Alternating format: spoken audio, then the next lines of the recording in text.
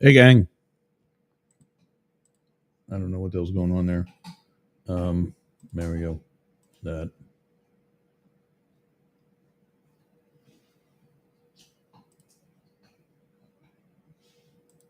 I don't know why I can't share screens on Discord today.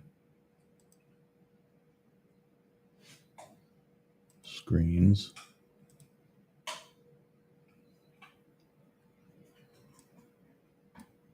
There it is. Okay. There's that. All right. Discord's happening. We're happening.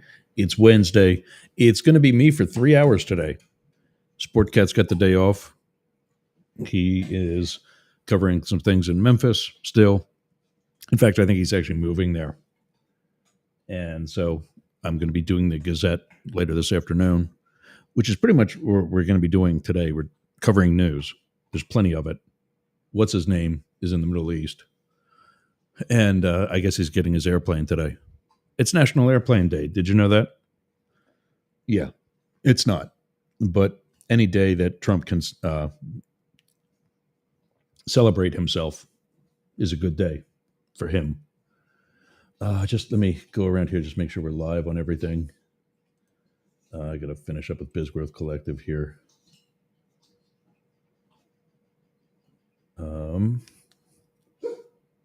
Oh, we got a dog talking. He wants to join us.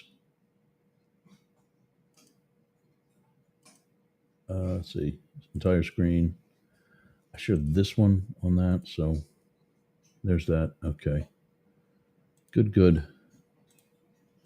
There we are. All right, we're happening. Welcome, everybody. It's up the middle. I got an interesting morning because I had an interesting day yesterday. But today we're going to be talking about America First, maybe, or the Middle East, whichever one you decide we want to talk about. I mean, do we flip a coin or what? Like I said, it's Qatar America Airplane Day today. But I had the whole show planned, sort of. I mean, at least I have an idea what I'm going to do. Yesterday, I needed some. It was a good show. I was happy with the format. I was happy with how I stayed on schedule. I said, you know what? I'm going to step away from a little bit. I'm going to go out on my neighbor's boat with them for a little bit, get in the water for the first time this season, which I did. It was a great time. That kicked my ass. And then I spent the rest of the evening with a household emergency. So I'm not going to get into that. But I know what's happening. I know he's left for Saudi Arabia and Syria and wherever else. And I go out, it was recycling this morning. So I go out to collect my recycling bin from the street. And your basic Floridian, big, fat, probably retired, probably living paycheck to paycheck, although I don't live like it, drives by blaring this talk show with his two dogs that probably don't eat good food, unlike my two, on a golf cart that he probably cannot afford, blaring this talk show.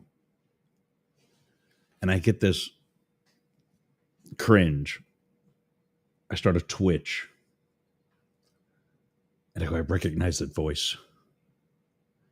And I'm listening to it. I'm walking slower as he's driving past. And I'm getting up to my garbage bin as he drives past.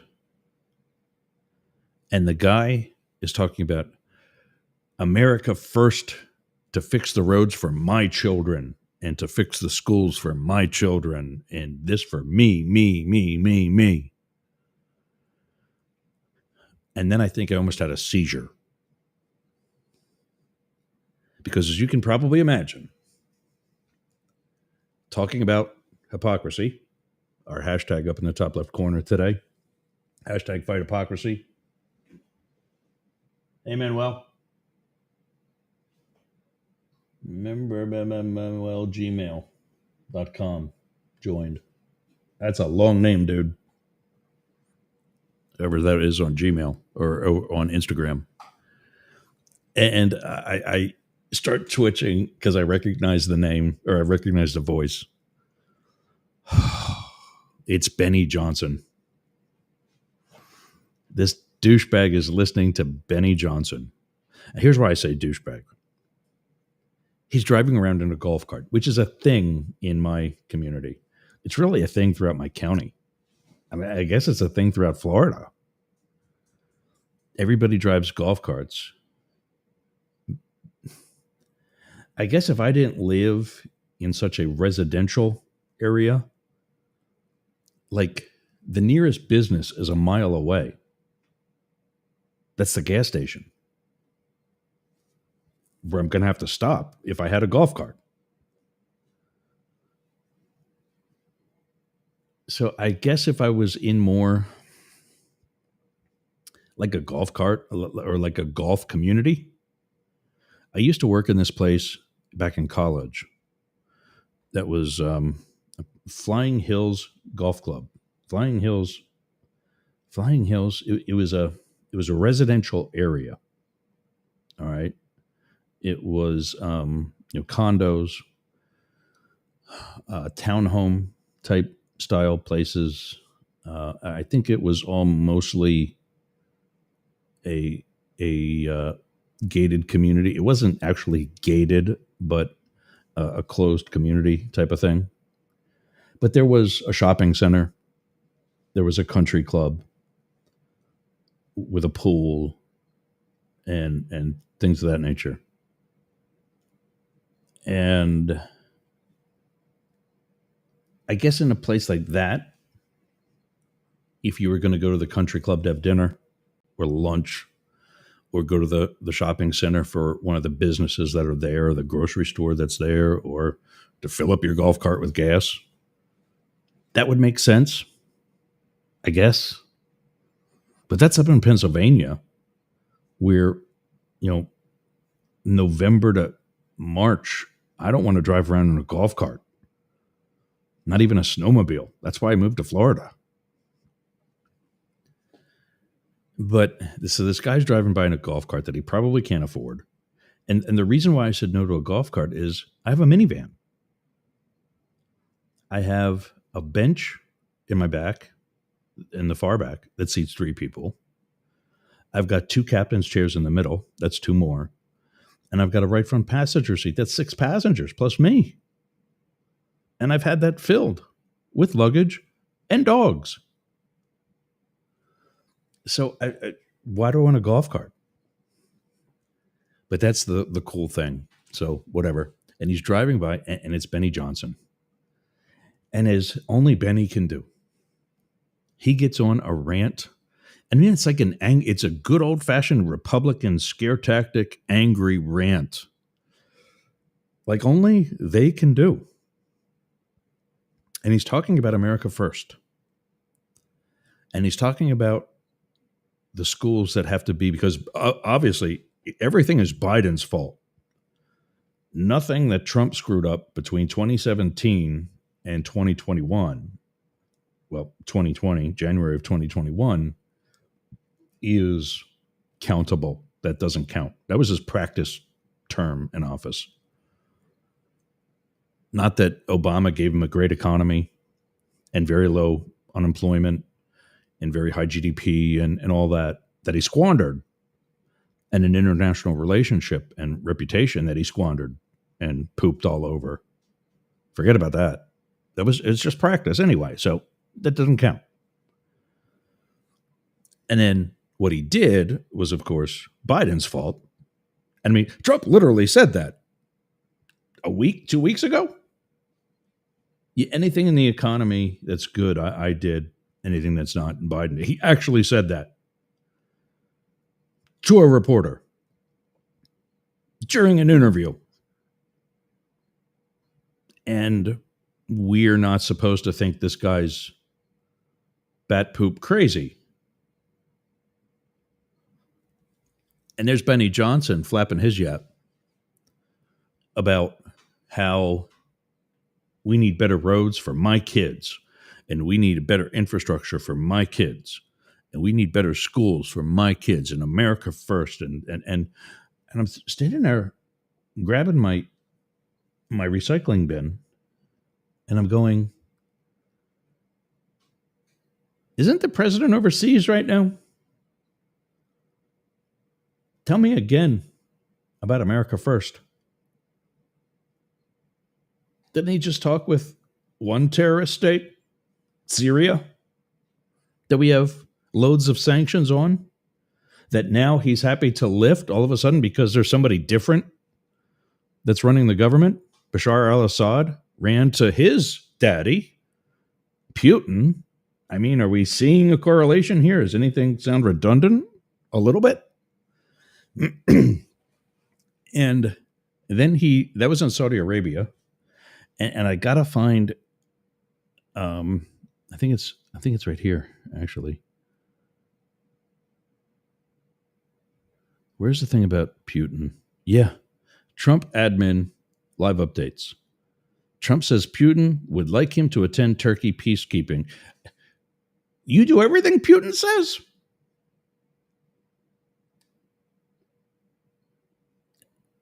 What? If that was Biden saying, yeah, I got an invite from Putin to attend this thing in Turkey. Oh my God, you're doing everything that Putin tells you to do? But here, that's okay. That's all right. That's okay, Donnie. We love you. And some of this on its face does sound like things we could be doing. And I'm okay with that. Remember, 4 months ago, I said I would love him to have a successful presidency, because at least that way he would have one successful term in office. And more importantly, our country would benefit from that. But I'm not holding my breath. I'm not saying, yeah, this is going to be awesome. I'll get behind him and I'll pull for him as an actual patriot. I don't like calling myself that, but I just want to rub it in on the MAGA morons. I'll do what I can to support him and to promote America first, while we still essentially do our job as a world power and maintain peace. So people like, I don't know, Putin don't take more of Eastern Europe from independent nations. So yeah, that's Benny Johnson's rambling. I don't know if he has a radio show or if this guy was just listening to his podcast or his YouTube channel. I don't really care. So I don't know what the guy's got. To be honest, blatantly honest. Ken, superfan Ken checking in. Good morning, gang. Yep. Good morning, Ken.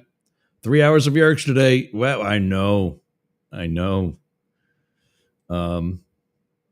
just still surprised a felon can travel. Yeah, well, it's to countries that have felons. So you notice he never did go to Canada and to a lot of other countries that our presidents would have been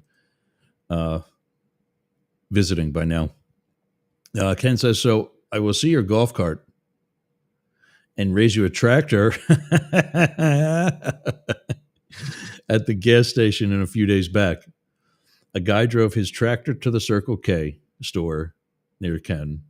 He came out yelling something of nonsense with a case of beer. Yeah, I know he could easily be making this up. But this is Florida. This stuff actually happens here. He popped a can open, and not all of his comment makes it to the screen here, so I'll read it from the side. Popped a can open and proceeded to drive off, still yelling. All I could do is shake my head. Oh, that's awesome.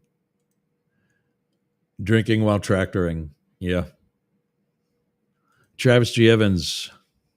Sorry I didn't make last night again. Like I said earlier in the show, I had an issue here at home that tied me up all night.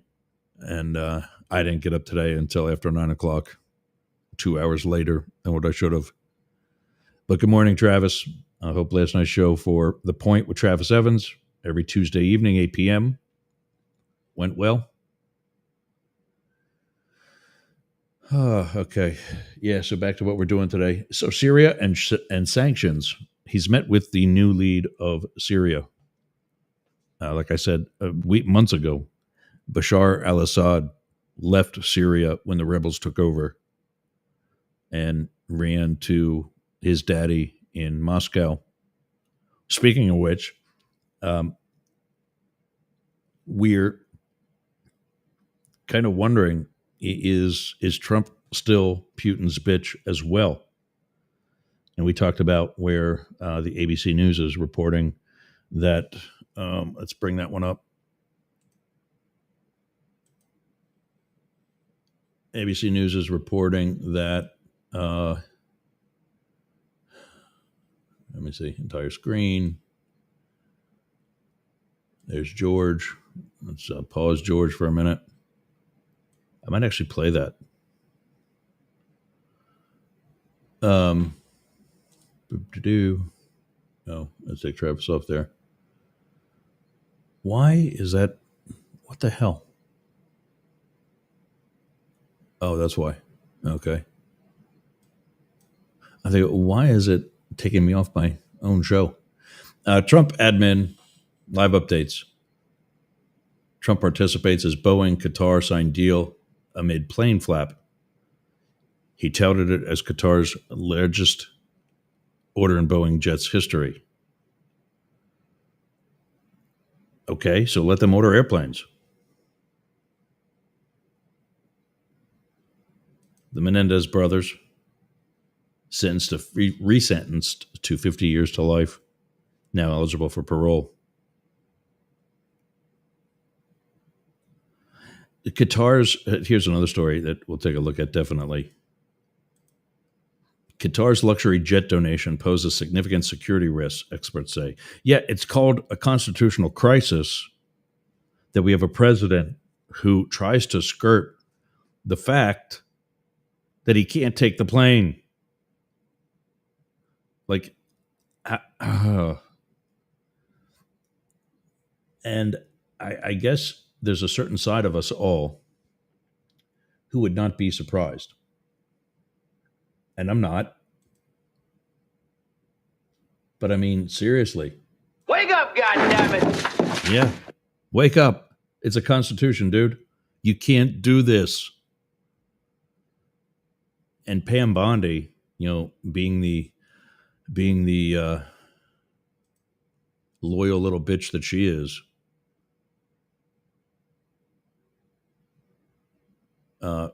tried to. She's saying that because it's going to the Air Force first. It's anybody. It's not just the president. I can't take a gift from another country. Anytime we did a protection detail and we were gifted something, it had to be approved by a supervisor who has a memorandum of understanding from Congress that if there's something that's done to it, or if it's not of a large enough number, because we're not as high up as the president, we can accept it. But there's certain things that actually have to be swept for security first. The biggest thing, that's always a thing, the King of Jordan would give us all Rolex watches. Yeah. Well, if you know what a Rolex watch is, that's rather expensive. And so what they'd have to do was engrave the back of it, which ruins, in the minds of Rolex, it ruins the value. Well, I mean, you've got an engraving, personal, from not just a world leader, but the king of the Holy Kingdom of Jordan. That's pretty cool. And they switched when I finally made my way to that detail. He actually uses Swiss Army or Swiss Navy. It's another high-end watch, and that's the one that I've got in the bedroom. And then there's his crown on the face as well, which is actually like some type of jewel crown. It's a beautiful watch.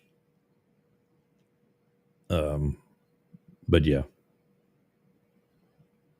I did not ever receive an airplane, a $400 million airplane that God knows what's on it.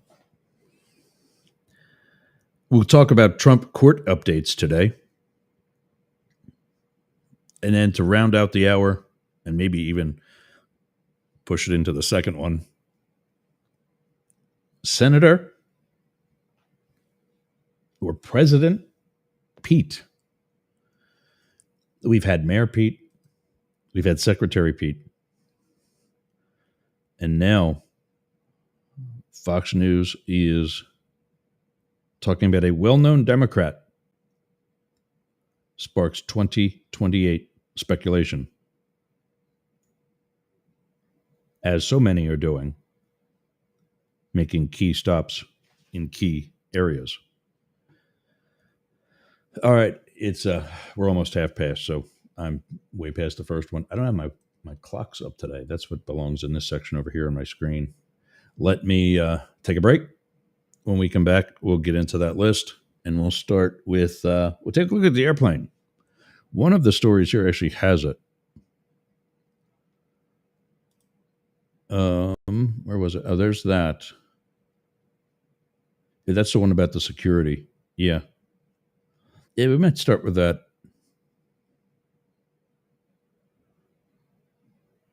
And then, yeah, we got some Medicaid cuts after all. After they thought Republicans were going to hold strong, not so much. Oh, this issue's come back again.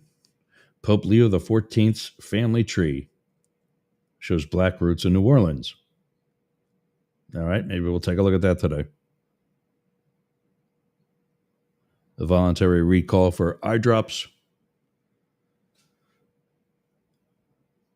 And yeah, sources are saying that the Trump administration is still accepting a $400 million bribe. Let's call it what it is. This is Up the Middle on the Mastiff Media Network. We'll be back right after this. What are you doing later? I'll tell you what I'm doing. I'm going to the gym, but not just any gym. Momentum Fitness and Wellness. Walk right up to the door. There's a QR code on the door. You can sign up right there. You've got no excuse. But not only that, their equipment is amazing. It's kept up well. It's expanded. There's stretching area. There's CrossFit. There's hardcore training. A dedicated area for stretching, dunk tanks, sauna, everything you need to get that Hernando beach body or keep your Clearwater beach body. You can train with your shirt off, you can scream, you can yell, and you won't be intimidated either. Go to Momentum Fitness and Wellness on US 19 in Bayonet Point, Jasmine Estates. Build the momentum.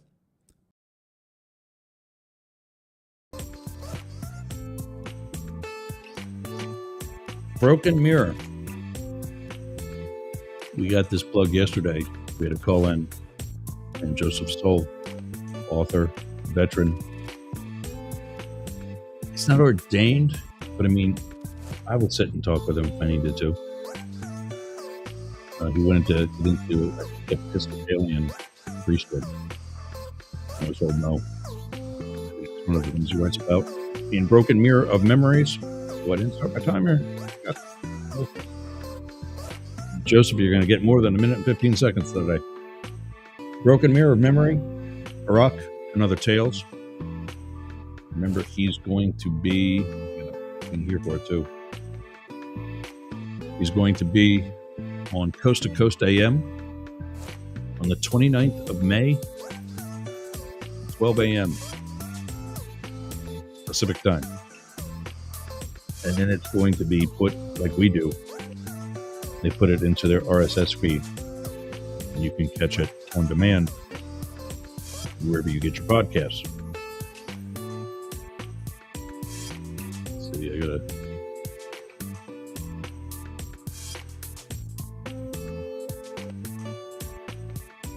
So let me put back the.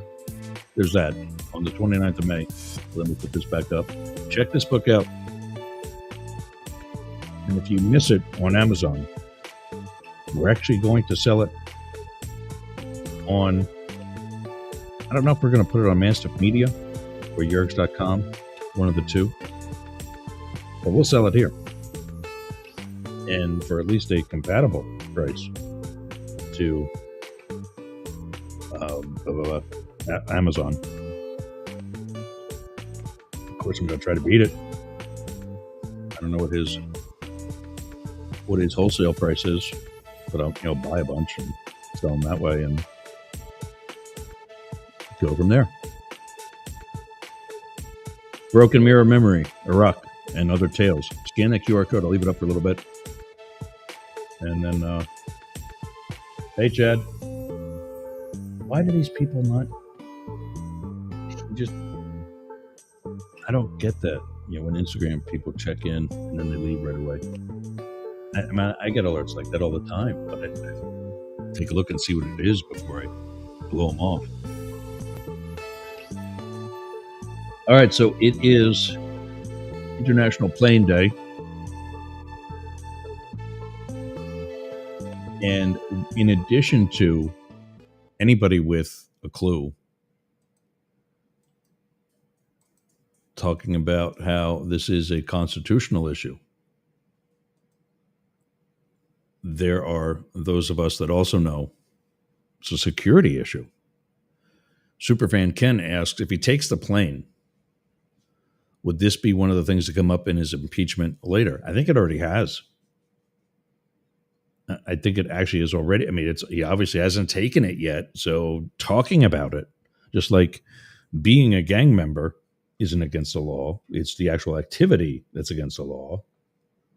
Talking about taking a plane isn't against the law. Even saying that you'll do it isn't against the law. What's the matter, baby girl? What do you smell? She's like walking around with her nose up in the air. Like somebody farted. So, yeah, it already has been talked about. There are other blatant constitutional issues that he's done with regards to due process. And there has been a movement. I don't know where that stands. We'll have to take a look at that when we look at some of the court updates later in the hour, or actually probably even later in the show.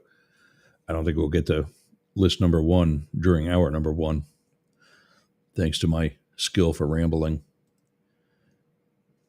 But yeah, so Trump admin, is that the same one?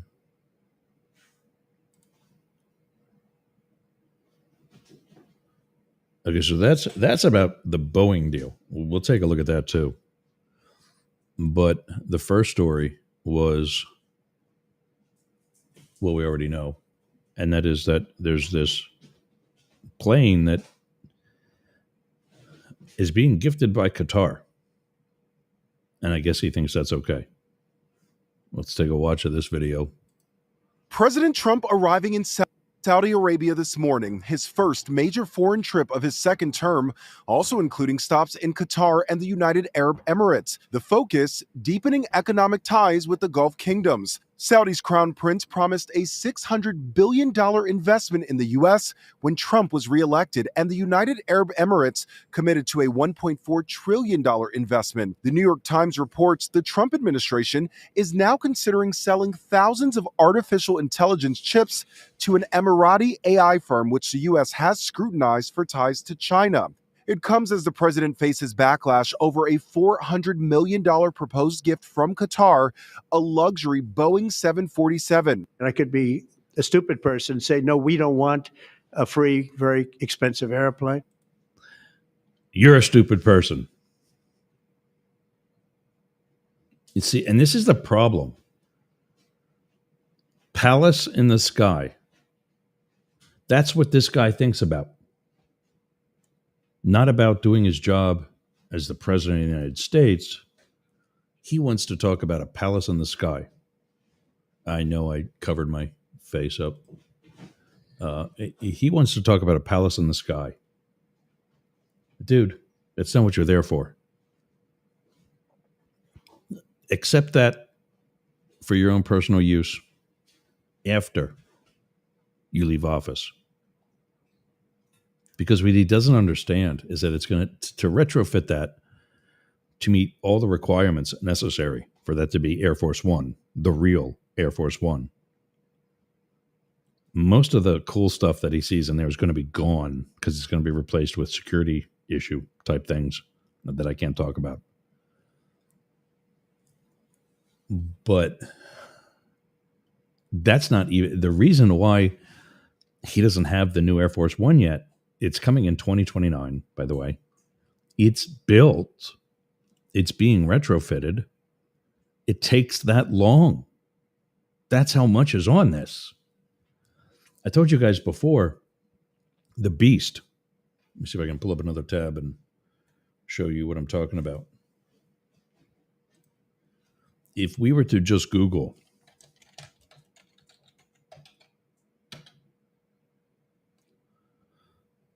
and let's see what images come up. What's one of those images? What do we see? On Business Insider, there's one of the Cadillacs. Inside the presidential limousine, nicknamed the Beast. The only two untouched parts on that car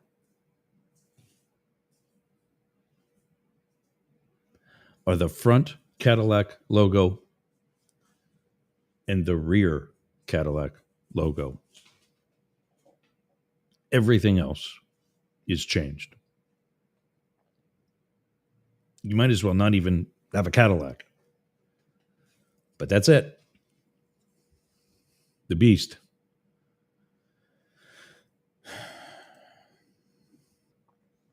There's a whole page of other pictures.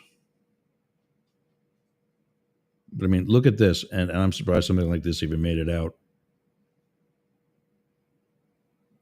Let's see. Inside Trump's new car dubbed the... Okay, let me help you with that. It's been the Beast. And it's not new. It's not the new one. Because, yeah. I'm not even going to confirm or deny some of the things in here. Rear compartment seats president and up to 4 passengers with glass partition. Only Trump has a switch to lower it. Car has panic button and its own oxygen supply. I can tell you that it does have its own oxygen. That is airtight. And it does have its own oxygen supply. Boot. What is that? Firefighting system, tear gas, and smoke screen dispensers. Yes, it is the Batmobile, a James Bond type of car. Rear seats. Trump's seat has a satellite phone with a direct line to the vice president and the Pentagon. Yeah, I mean, it's speed dial. That's all. Armor-plated fuel tank and filled with a special foam that prevents it from exploding even after a direct hit. The bodywork is military-grade armor. I don't know how thick it is. Well, I do, but I'm not going to say if it is or isn't 5 inches thick. Combination of dual hardness steel, aluminum, titanium, and ceramic to break up projectiles. It's the best there is.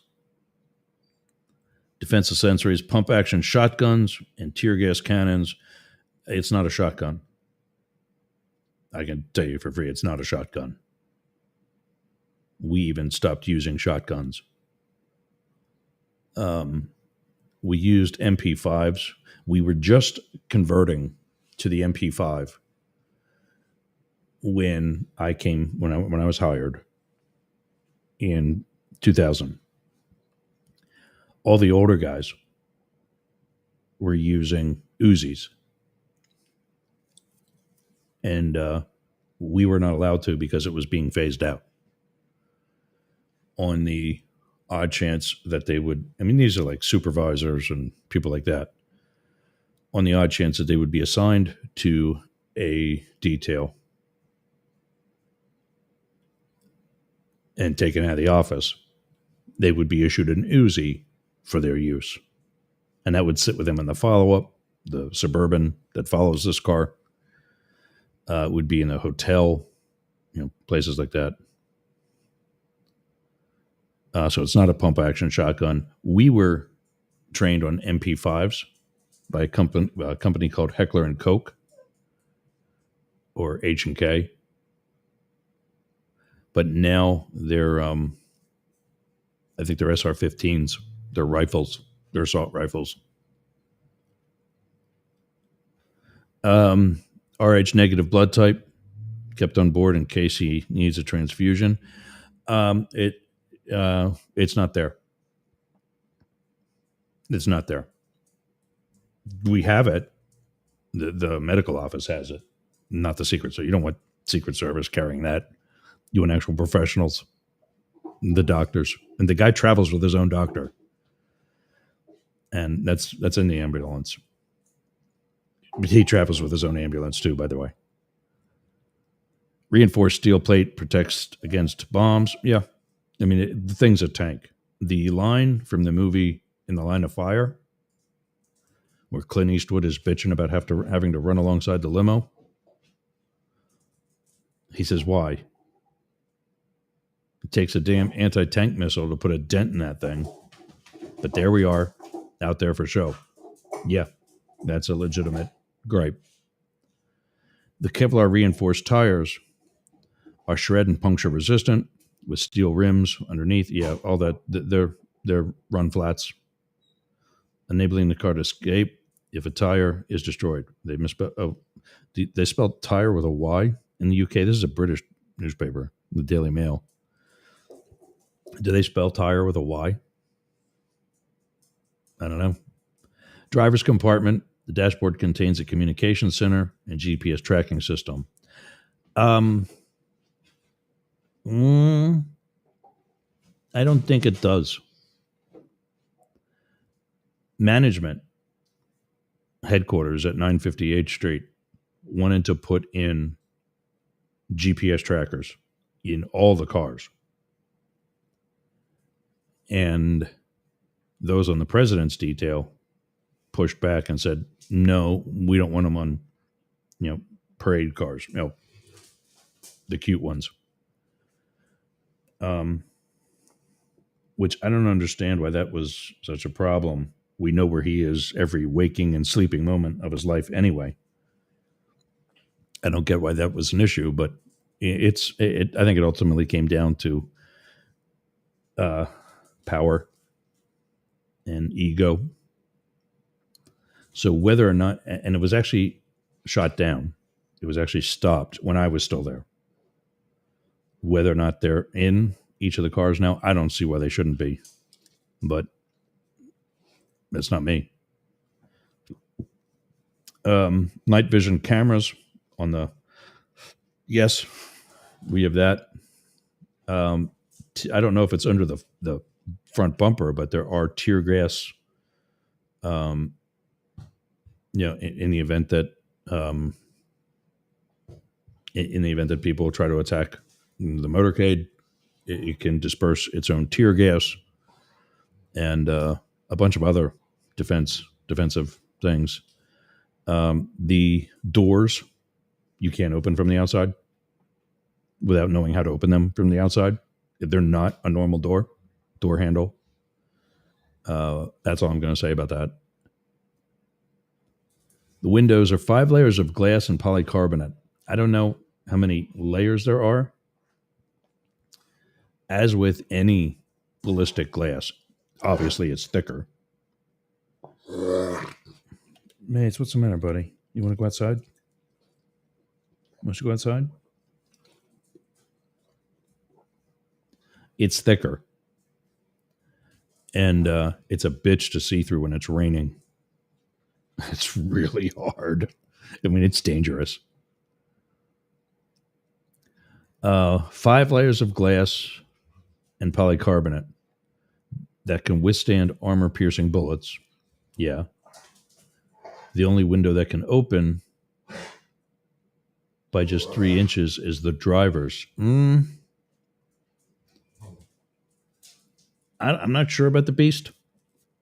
I know any of the other armored cars, you don't open the windows. And some of them actually do open, and they're a bitch to get back up. You got to take the door apart. So much so that there's a lever up front. Yeah, now my dogs want to play. There's a lever up front that can shut off the back windows from doing that. Of course, we activate that feature. And then we have to remember not to touch the windows. Yeah, so I don't know if the driver's side window on the Beast opens. The chauffeur is trained by the U.S. Secret Service to cope with the most demanding of driving conditions, including escape and evasion and a 180-degree J-turn. That's correct. Yeah, that's just another feature we are all capable of performing. The doors are armored plated, 8 inches thick. Well, I mean, they're probably getting that measurement by looking at the photos that we had up earlier of the door open.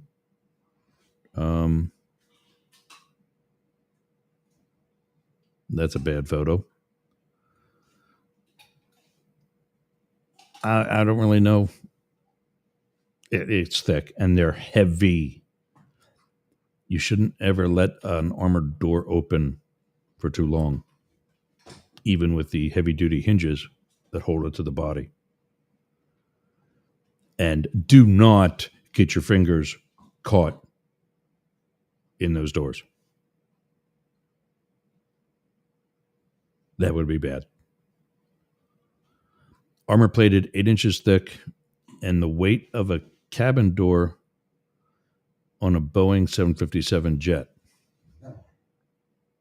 I don't know how much a cabin door on the Boeing of a 757 jet weighs, but when closed, they perform, this is true.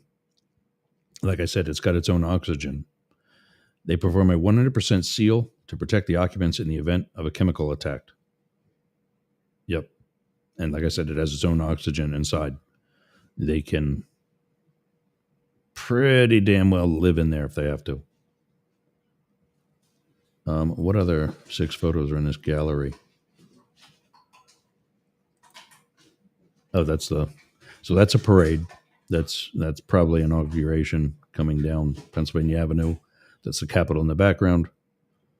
So, yeah, that's probably why you see 2 there is because he also always travels with a spare. Imagine going to the grocery store and taking 2 cars just for you, just in case one of them breaks down. Which, by the way, if that happens, somebody's probably going to lose a job because these things are maintained so pristine that they don't break down.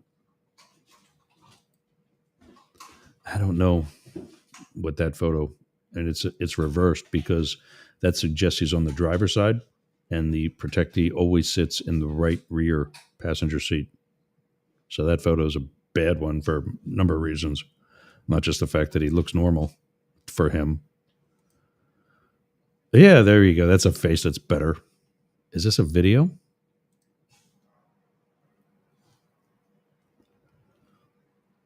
Yes.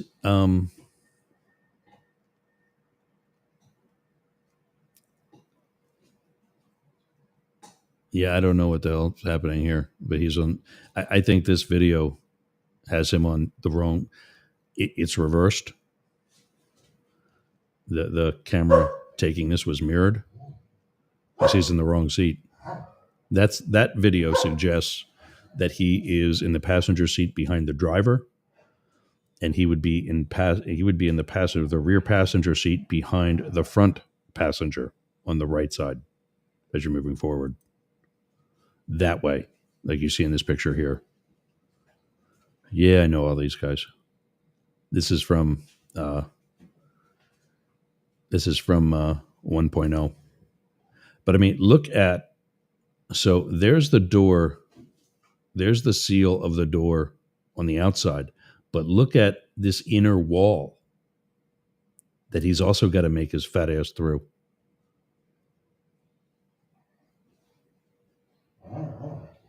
And now the kids are playing behind me. If you hear two dogs growling. Yeah, just I know some of the people in this picture, and a lot of the people in this picture, actually. This guy here, this bald guy over in the top right corner, he was on the First Lady detail for a while. I know this boss. His name's Mike White, a really good guy. This looks like a buddy of mine from L.A. This looks like a guy named, I'm just going to say Kevin. Maybe from when he was on the detail, or he was a boss in L.A. when I was out there.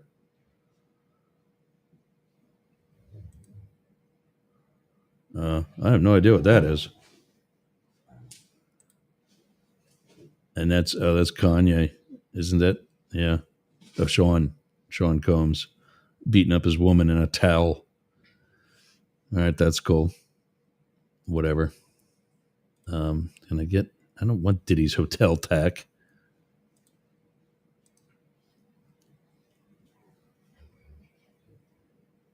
Inside Trump's new. There we go. Okay. I want to get that page back so I can put it in the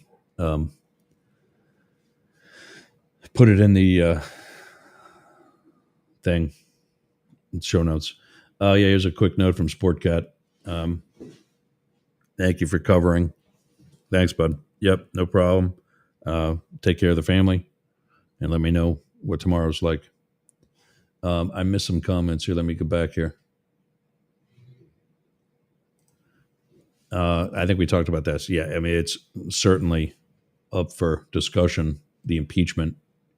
It is literally a violation of the Constitution, and it would not be his first this term. Yes, my dogs are playing in the background. I'm just going to let them go. They're good boys. Actually, a good boy and a good girl. The orange makeup on him is crazy off. Yeah. It's I don't know why anybody lets him go out looking like that. And I'm not just saying that as a gay man that knows how to be pretty. I'm saying that as a human. Travis loving that. Superfan Ken says, I will from now on out call his makeup Trump hobgoblin facial war paint. Yeah. Pumpkin head. I like that one. Yeah, here was an issue. There,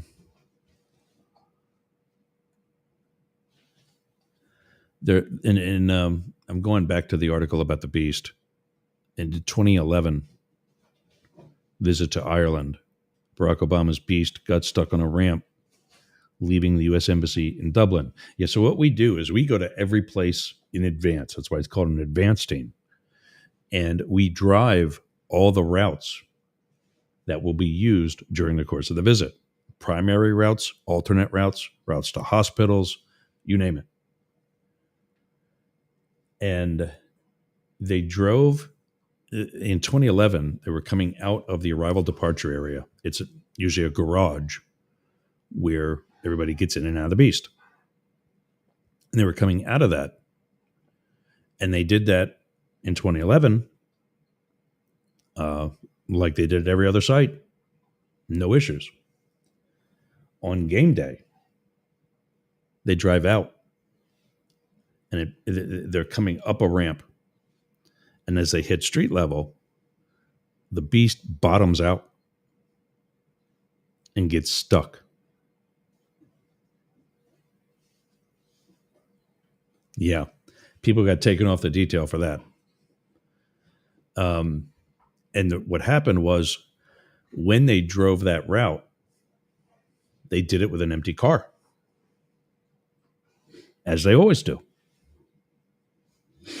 Nobody thought about the fact that the ramp and the change in projection to the street level, the beast, even the beast, with its super duper suspension, which it has,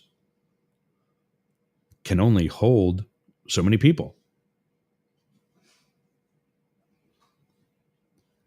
And so it was heavier than when it was during the drive-through, during the practice runs. And as a result, that did not end well. We're coming up on the top of the hour. If you're joining through K-Shop, KSHP in Las Vegas, I should probably do a check on them to see if they're still airing us. KSHP in Las Vegas, we only are there for the first hour. So come on over to yergs.com or yergs.radio for hour number 2. We'll get into more of the airplane. And then we'll talk about the conversation between Syria and Trump. And then get through the rest of the list, I promise you. Even if we got to take it into our third hour. Yep, there we are on KSHP. Shout out to everybody else that carries this quick. Not only that, but Radio X. I don't know if this one is live yet. I forgot to ask them when I was talking to them earlier this morning. Everybody at Dare Media. Okay, hold on a second.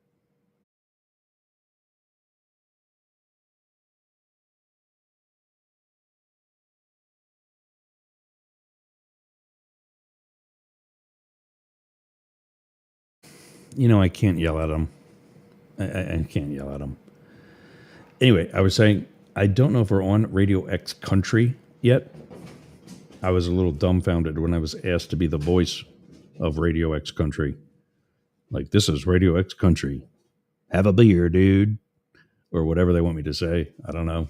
I don't listen to country, so I don't know what to say. And apparently none of them do either. But it's entrepreneurship. It's filling a void. And Australia doesn't have all that much country music, so they will now. Radio X Country, Radio Live, we're on there. WZQR Talks in Pineland, Florida. DNR Studios, we're on dnrstudios.com and the DNRcast app. The Biz Growth Collective, we're on there right now. KSHP, I talked about that. We'll be leaving them in about 3 minutes. Right Talk Radio, that's back up, by the way. Right Talk Radio. Dare Media supports us with the broadcast of Right Talk right now to a website. And if you go to righttalk.com, or I'm sorry, righttalk.radio, righttalk.radio, right now it's a single page placeholder that has the player and our logo. And all of our conservative people, or those who are at least conservative some of the time, like me, as well as Rainbow Radio and Yergs Radio. All that's functioning. Up the middle, politics for the rest of us. I'm Yergs, a voice that sounds like yours. How is that so? It's sexy, it's confident, conservative, liberal, and progressive. I guess and or progressive. I can be all three. I can be one or the other. I am who I am.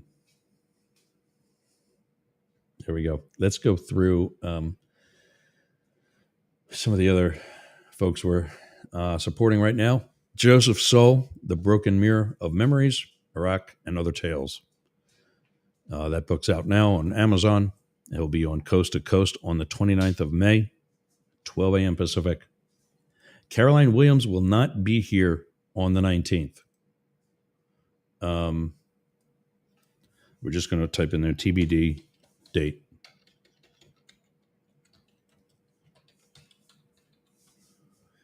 She's the CEO of Happy Health, and we got a really amazing story to tell there.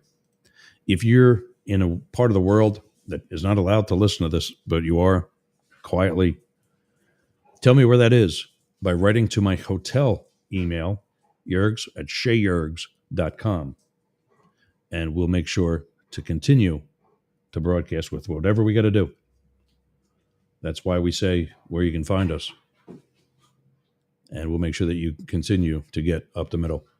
My SRCA, go to Sea Ranch Civic Association in Pasco, Florida.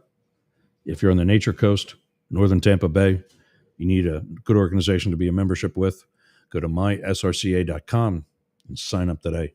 Good bunch of people. The Capitol switchboard is 202-224-3121. Give them a call. Talk to your senators. Talk to your congressmen and tell them this plane is not a good idea. There's DNR Studios. You can go to dnrstudios.com for more. That's part of the thing now. Everybody knows we're on there, so I'm going to not promote that anymore.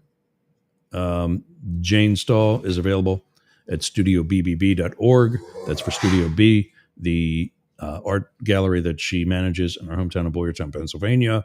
She's also the co-editor of the Boyertown Area Expression, available at boyertownareaexpression.town.news. You can reach her, Jane E. Stahl, at comcast.net. Matt will be with me on Friday. Matt at dailycryptonews.net. He's the host of the Daily Crypto News, available at dailycryptonews.net and wherever you get a podcast. News at yergs.com is how you can reach all of us. That is the collective email address for everybody, even for me, for everybody. Now I'm encouraging people to bookmark these two addresses. Yergs.com and yergs.radio will soon be hosted overseas so that the Trump administration cannot do anything about it. Yergs.com for video and other information about me. Yergs.radio for Yergs Radio. And for additional information and soon show notes coming to mastiff.media. Go to mastiff.media for more information. In an hour from now, it's going to be the Daily Gazette, hosted by me, not Sportcat. But we'll still call it the Daily Gazette. It's that type of show. And we'll do more news. A little less political, maybe. We'll see what happens.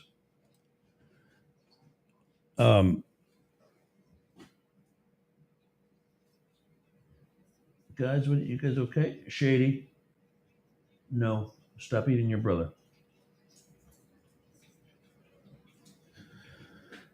I think I'm going to see if they want to go out. So let me do a puppy break.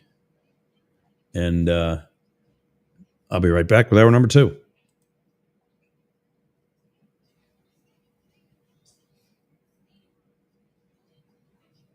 Where is it at? There we go.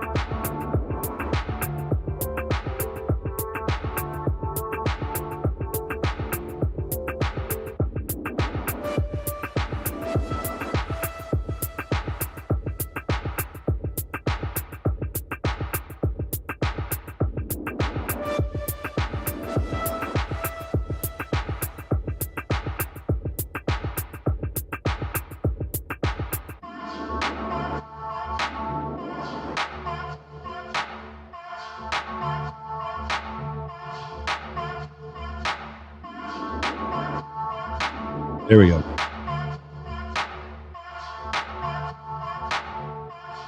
All right, we're back. Let's find out what Trump's been doing throughout the world. Bring that back up. All right, so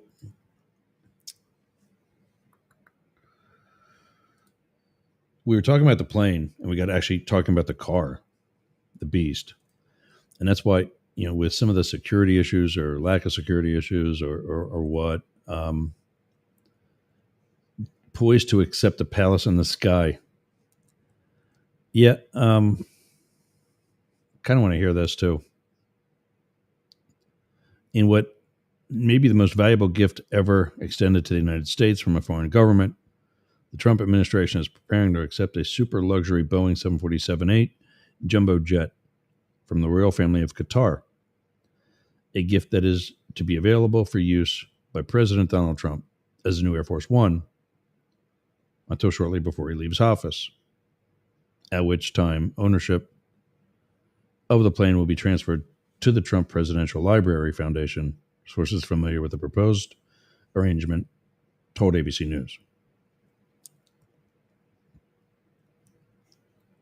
Trump confirmed this in a social media post on Sunday that his administration was preparing to accept the aircraft, calling it a very public and transparent transaction.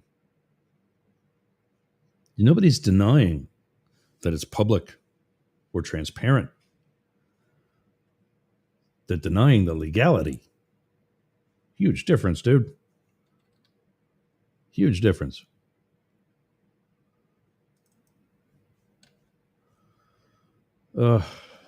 Whatever, man. Whatever.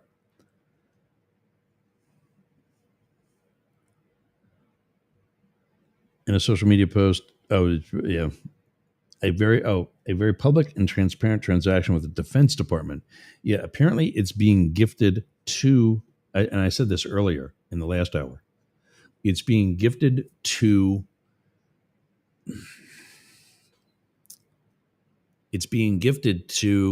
the Air Force,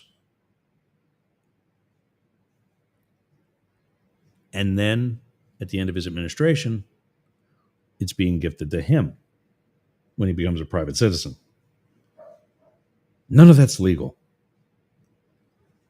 The Air Force can't accept it legally, according to the Constitution.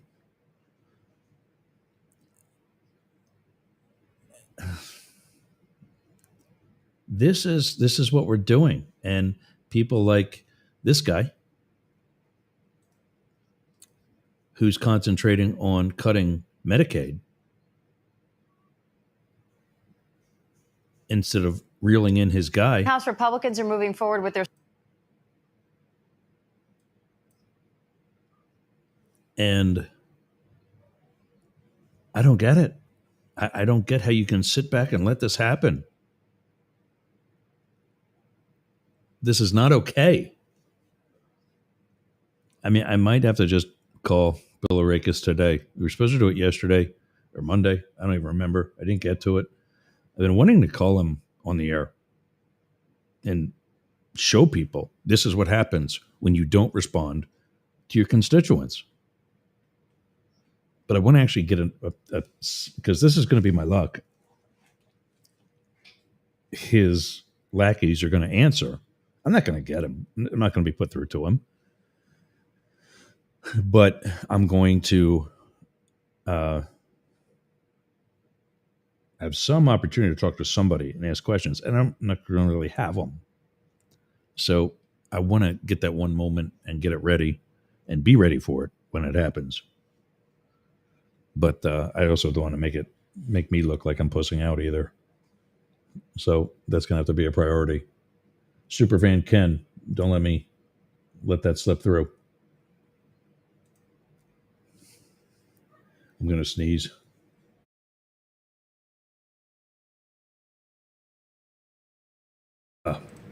There we go. And another one.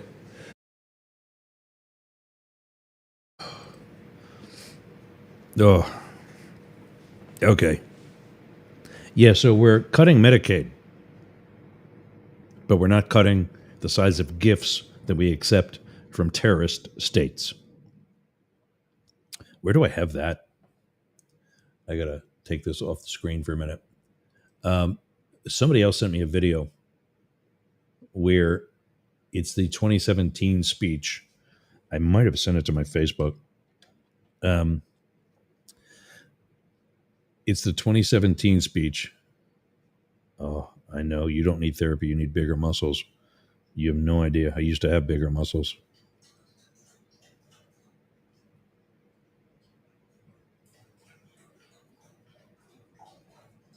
Oh, they're back in. This is interesting. I need see. I'm going to put this up, and I'm going to tell you why I don't put stuff like this up. Here's a post on a somewhat reputable Facebook group that was started apparently by Liz Cheney and Adam Kinzinger against Trump. And that's fine. I'm against Trump, so I'll follow this and I'll learn from it and so on. But it says about Pam Bondi being Qatar's registered lobbyist for $115,000 per month. Kash Patel, security consulting for Qatar. What does he know about security? Eric Trump building Qatari funded golf resorts. Jared Kushner took $1.5 billion from Qatari and Emirati funds. Lee Zeldin, his firm was paid by a Qatari-linked company. I don't know these. I don't know that these are actually fact-checked and confirmed. So I'm sharing this because this is the type of thing that I get daily that I would love to share, but I'm not going to do it if I'm not certain that it's accurate. And so for the record, what you're seeing on the screen right now, I'm not confirming or alleging to be accurate. I'm just saying this is the stuff I get every day. The chat just lit up. Let me see if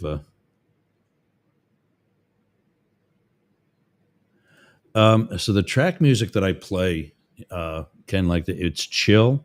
There's a music feature on StreamYard, and I can play like chill, down tempo, chill hop, hip hop, lo-fi, lounge. There's 6. I don't even know that any of them are really any different from the other. R&B, minimal house, future pop, love, classical, epic, cinematic, world music, corporate, indie rock, acoustic, jazz, ambient, atmosphere, nature sounds, rain, because I guess that isn't a nature sound. And you see where I'm going with that? They don't have country. They don't have classic rock. I guess it's all instrumental, was why.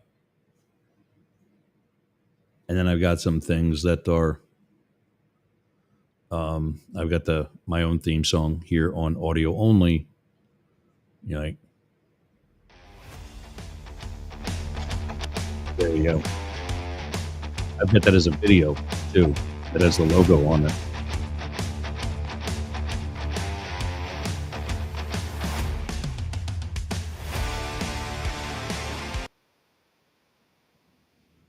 I got to start playing that one instead because I think that one goes out better. The one that I play is on the dashboard for the radio. This is coming off the video dashboard. And when I play that one, it doesn't translate well to the video. But when I play this, it goes out over the radio clear. So I think I might have to switch that.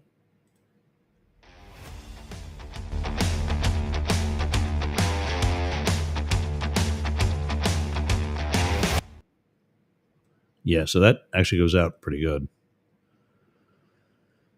So that's where I get my music from. Nothing from my collection or anything. I don't. None of my stations are music stations. So,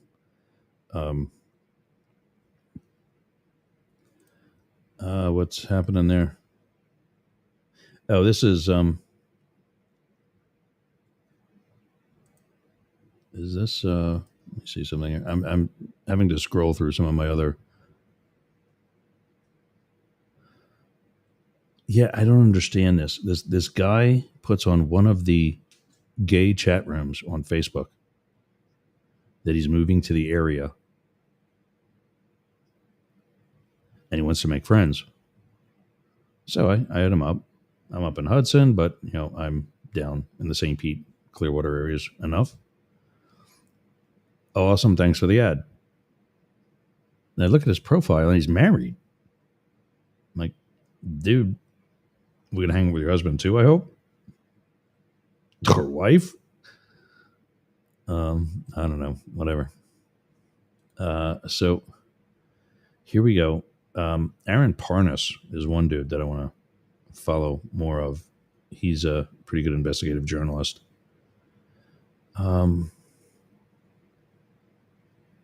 Perfect villain.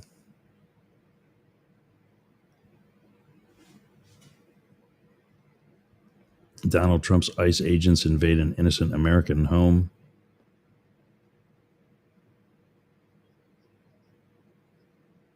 There's another invasion. Pranking Trump supporters.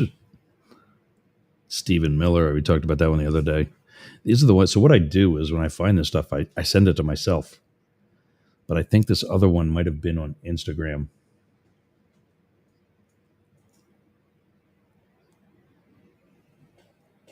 And I don't have it now. It was, maybe I can Google it. Trump anti. And a lot of other people pronounce it Qatar instead of Qatar. Both can't be right.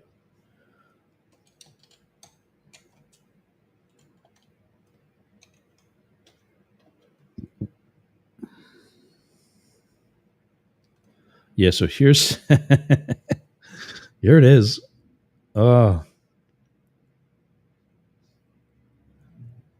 he fully loses it over a pushback. Are you seeing this? Yeah, okay. He fully loses it over pushback against Qatar private jet. It's because it's one thing when you don't like losing. It's something totally different when you're a spoiled baby. And that's what he is. That is what he is. Okay, now they're both played out. I got to go close the back door. I'm going to put a commercial on. We got to do some of these anyway. So I'll be right back.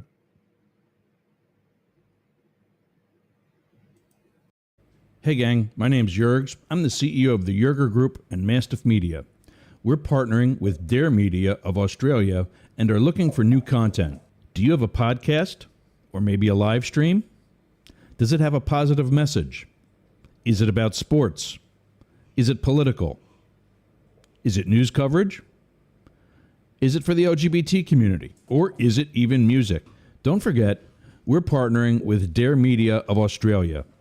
So not only could your program be heard on our stations here in the United States, but also in Australia. So if that's you, send us an email on air at yergsradio.com. That's on air at yergsradio.com. The yergs.radio URL does not have email. On air at yergsradio.com. And let's get you on air. And let's get you on air. You can tell I do some of those promos a little bit on the last minute-ish side.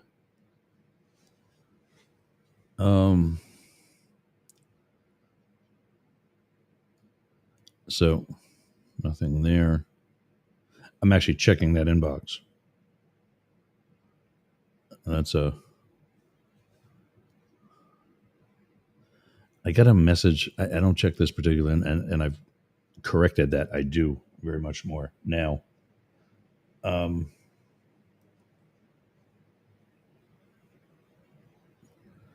Spark then fire. I let this one sit, sadly. And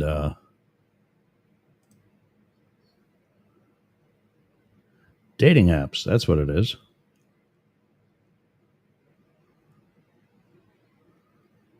Well, Ryan from Sparked on Fire, if you can get me laid, I'll promote your dating app. Fair trade. Okay. I should go back to pinning that because it. All right, there it is. So yeah, we were talking. Oh, I'm not on a puppy break. I guess I can take that off. We were talking about the cars, and then it got into also the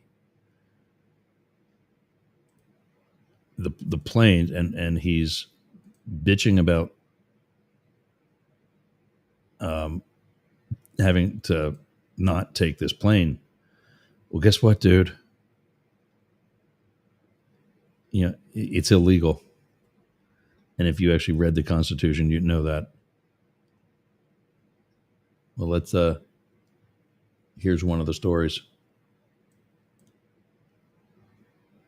President Trump arriving in Saudi Arabia this morning, his first major foreign trip of his second term, also including stops in Qatar and the United Arab Emirates. The focus, deepening economic ties with the Gulf kingdoms. Saudi's crown prince promised a $600 billion investment in the U.S. when Trump was reelected, and the United Arab Emirates committed to a $1.4 trillion investment. The New York Times reports the Trump administration is now considering selling thousands of artificial intelligence chips to an Emirati AI firm, which the U.S. has scrutinized for ties to China. It comes as the president faces backlash over a $400 million proposed gift from Qatar, a luxury Boeing 747. And I could be a stupid person, say, no, we don't want a free, very expensive airplane. These photos showing what's been described as a flying palace that would replace the aging Air Force One with 2 furnished floors, plush carpets, leather seats, and 2 bedrooms. The administration claiming the gift would be legal, insisting Qatar is getting nothing in return.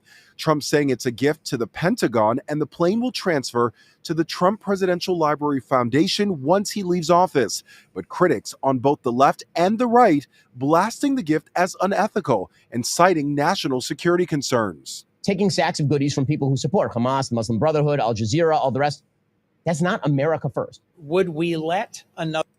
Ben Shapiro stepping up and saying this is not a good idea. Good for him. I mean, his reason is because he's very pro-Israel, as you saw by the yarmulke, and that's fine. My problem with that is there's more than Israel. That's the issue here. Way more. That's a bigger issue than Israel. Way more. Another country decorate the Oval Office? Would we let another country build the Situation Room? Would we let another country wire the press office? Oh, wait. Air Force One is all 3. The jet would also... Wow, that is a great point. That is a great point. That is an amazing point, actually.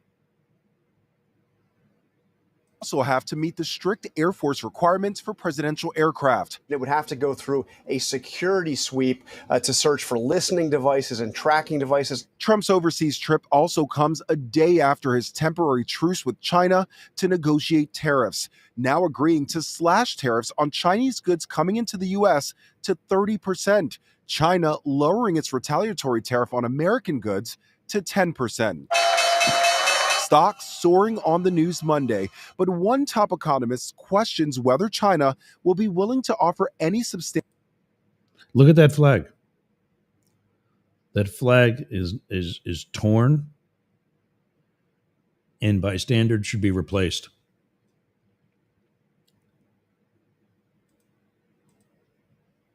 There we go.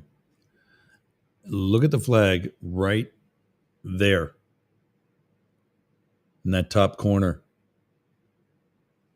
That's torn, and that is, I don't know where this flag is flying, but that's not acceptable. substantial changes in trade policy going forward, saying China has successfully called Trump's bluff. If a longer-term deal is not reached with China at the end of these 90 days, can the American people expect those tariffs to go back up to 145%? No, but they would go up substantially higher. I think you will have a deal, however. And as for that luxury jet from Qatar, Boeing, which has been building a new Air Force One, now claims it could deliver the plane by 2027. But Trump has made it clear he wants a new one this year.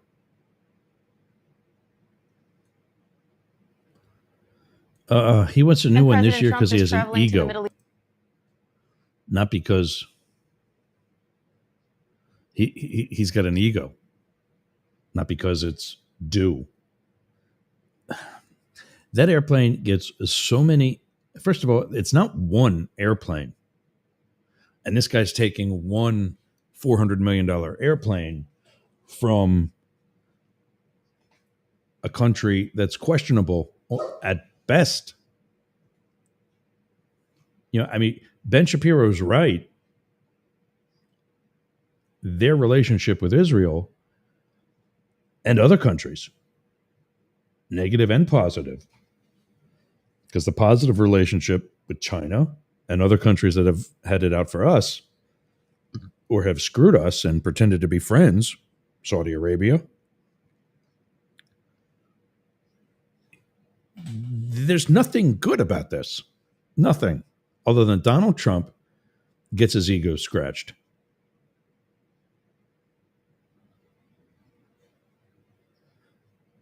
And here, what, buddy? That's Matrix chirping in the background. Yeah, I got some other jet ones too. This is the story on the security issue. And I mean, you can sweep the plane for listening devices. You can sweep a plane for a supply source of chem bio issues. That doesn't mean you're going to find it. The intelligence community has a saying, you don't know what you don't know.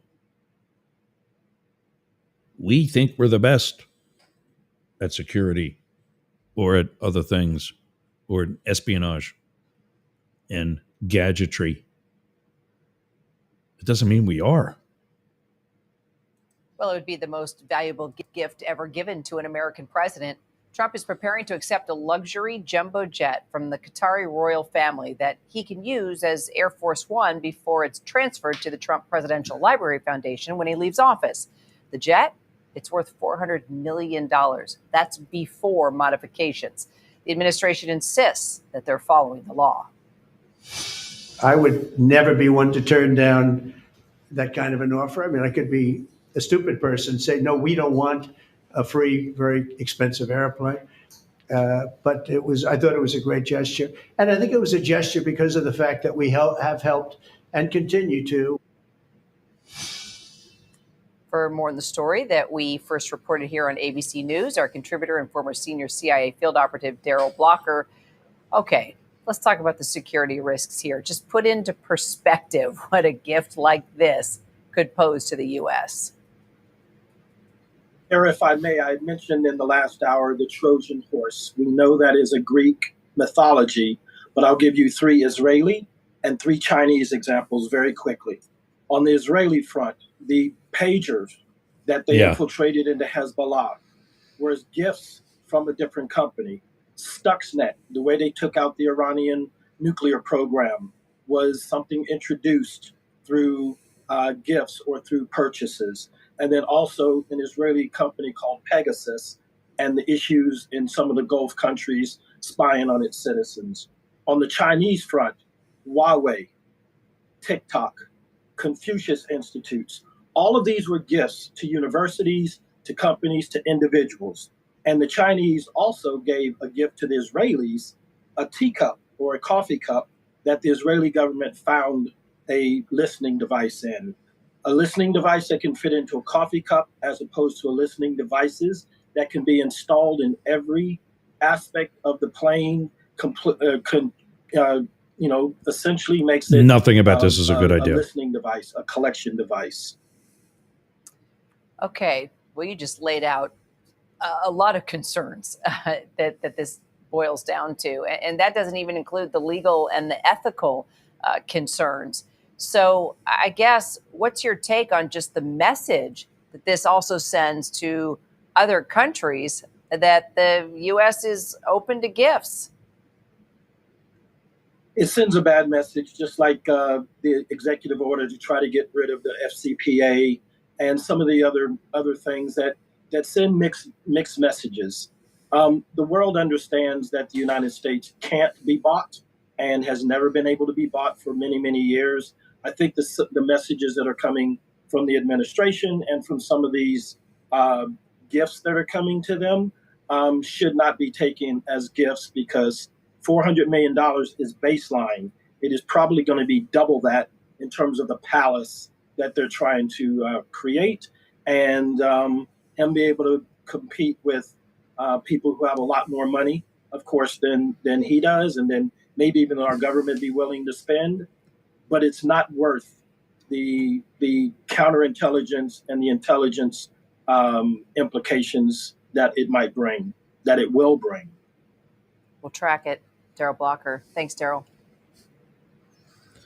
All right. So, yeah, I mean, this isn't that hard. President Trump arriving in Saudi Arabia this morning, his first major foreign trip of his second term, also including.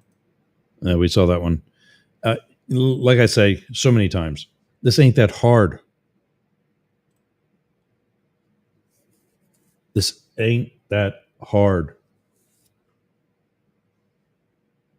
And it's not about ethics. It's about common sense. America first, right? No, not unless Donald Trump can go before that.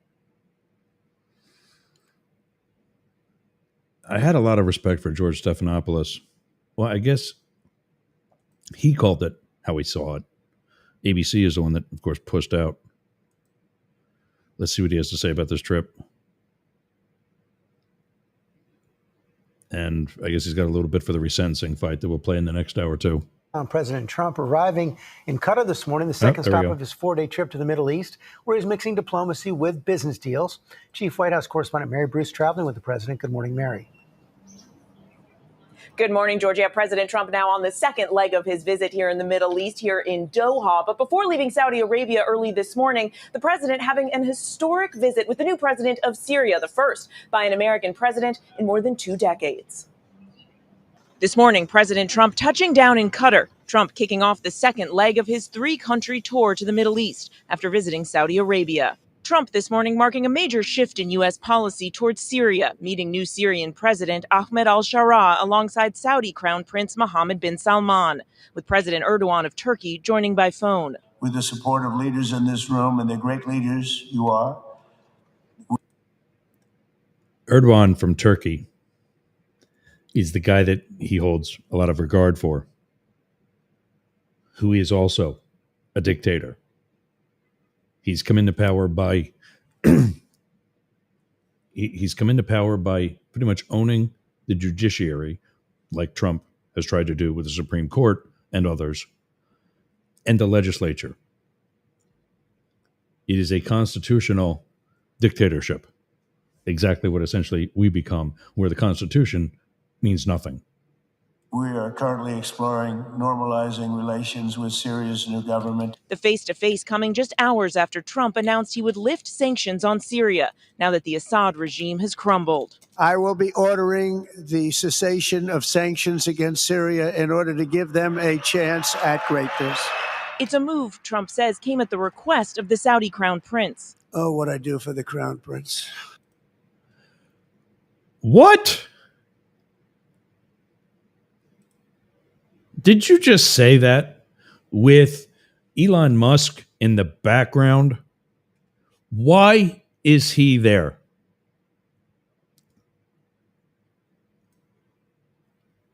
Why is Elon Musk on this trip? Has anybody asked that? What is Elon Musk doing to stop waste? Waste. Right there it is. Waste. Somebody that doesn't need to be on this trip is stroking an ego. Waste. Fraud and abuse. There it is, people. There it is. Let's go take a $400 million airplane while we're here. Because what could happen? I'm so tired of being right. I don't want to be right with this airplane.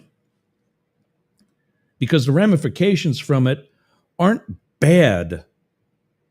They are horrifically disastrous. And those two asshats can't see it. That's why that towelhead has a smile on his face. Because America first. I'm not being disrespectful to people of that culture. I'm being disrespectful to that man sitting right there. And the puppet and sheep in the black suit behind him. And don't even get me started about the douchebag at the microphone. Why is Elon Musk there? If he's managing Doge, because Marjorie Taylor Greene in his place is a good idea? And how is that Tesla stock doing right now? With him overseas, not managing the company like he said he was going to.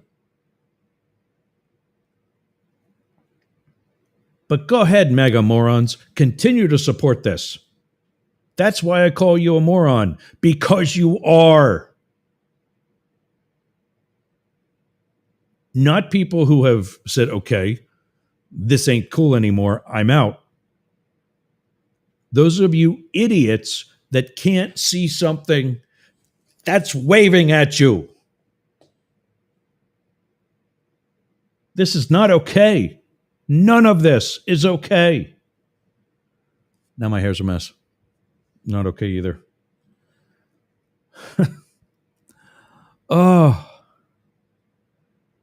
Oh, I know what this next 2 hours, and I was wrong. It's not 1 hour, it's 2 hours. Sportcats Daily Gazette is a 2-hour show. Because what could happen during that, besides me having a stroke? Oh, I can't believe this. Look at who's sitting there. And for those of you on the radio, ABC's story cut to the crowd and a close-up of one of the Saudi douchebags. And right behind him over his left shoulder, centered in the shot, is Elon Musk, who's supposed to be back in D.C. chairing the Doge Committee, Department of Government Efficiency. And there he is on a trip to the Middle East. Because that's being efficient. Doesn't the president have a cabinet for that? Wasn't this guy removed from Doge? No, he's right there. There he is. Wave. There he is. Hi, Elon. How's Tesla doing? Oh, what's happened? The Crown Prince. Oh, what I do for the Crown Prince. The first major. And it stopped. I stopped it when I first heard it.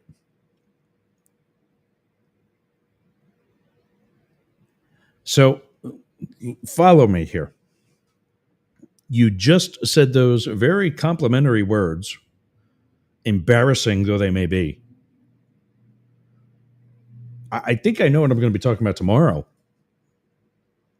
We're going to be focusing on Ben Shapiro and Benny Johnson and all of these right asshats who are okay with this. Wow.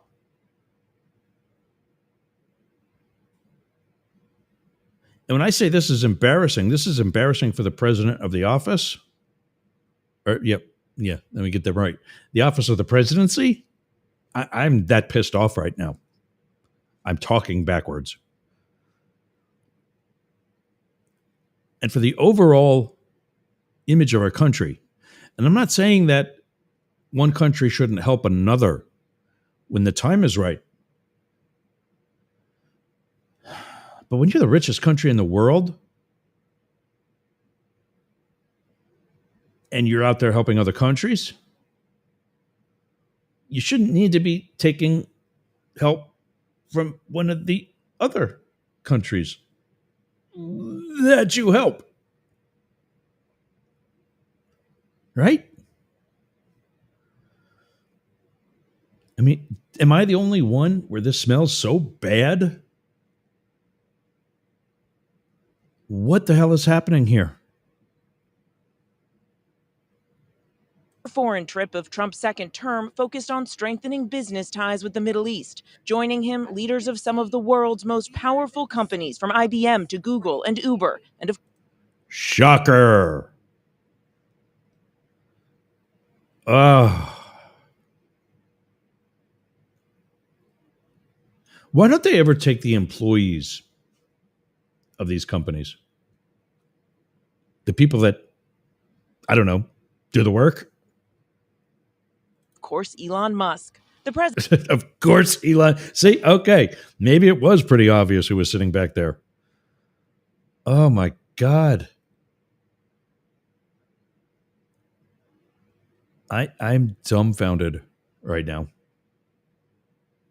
of how pathetic this is. And wasn't he bitching or goofing on Biden about the pen used for signatures on pardons and Biden presidential executive orders? That gnat is back today. There's a gnat that lives at my desk. And there he is, uses a Marks-a-Lot.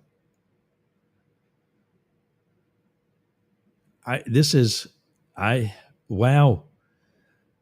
I'm stuttering through this. You know, when I get elected to president, I'm going to use a pen that has ink in it, not a magic marker or my Crayolas. I need somebody to do an AI photo of that. Him signing executive orders with crayons.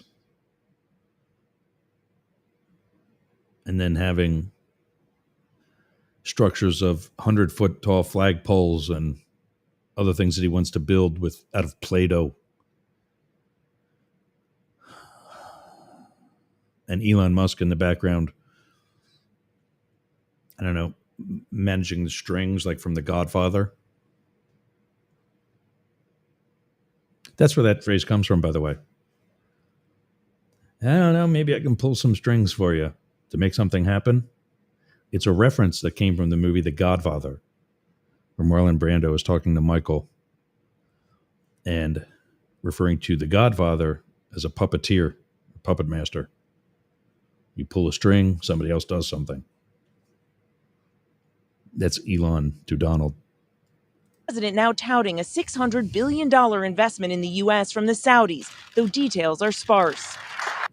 Details are sparse. Shocker. And how much of those details will wind up going to the Trump organization, not the Trump administration?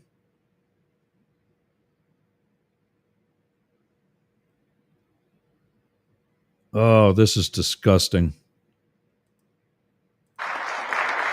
The Saudis giving Trump the royal treatment. The crown prince rolling out the lavender carpet. Trump piling on the praise. I like the lavender carpet. So okay. All right. So that's funny because I was actually thinking about something like that. You know, if I were to ever have an event here at my house, I would use, instead of a red carpet, I would use gay-friendly purple for people to arrive on. I don't know. That's what I want to do. And there's the Saudis with lavender. Come a lot. I like them too much. That's why we give so much, too much. I like you too much. The president. You know that's not okay to say as the president, right? And I'm not saying that because we've had a history of presidents who don't act like this. I'm saying that because we've had this asshat in for a second time. Once again, I ask you, who thinks this is a good idea?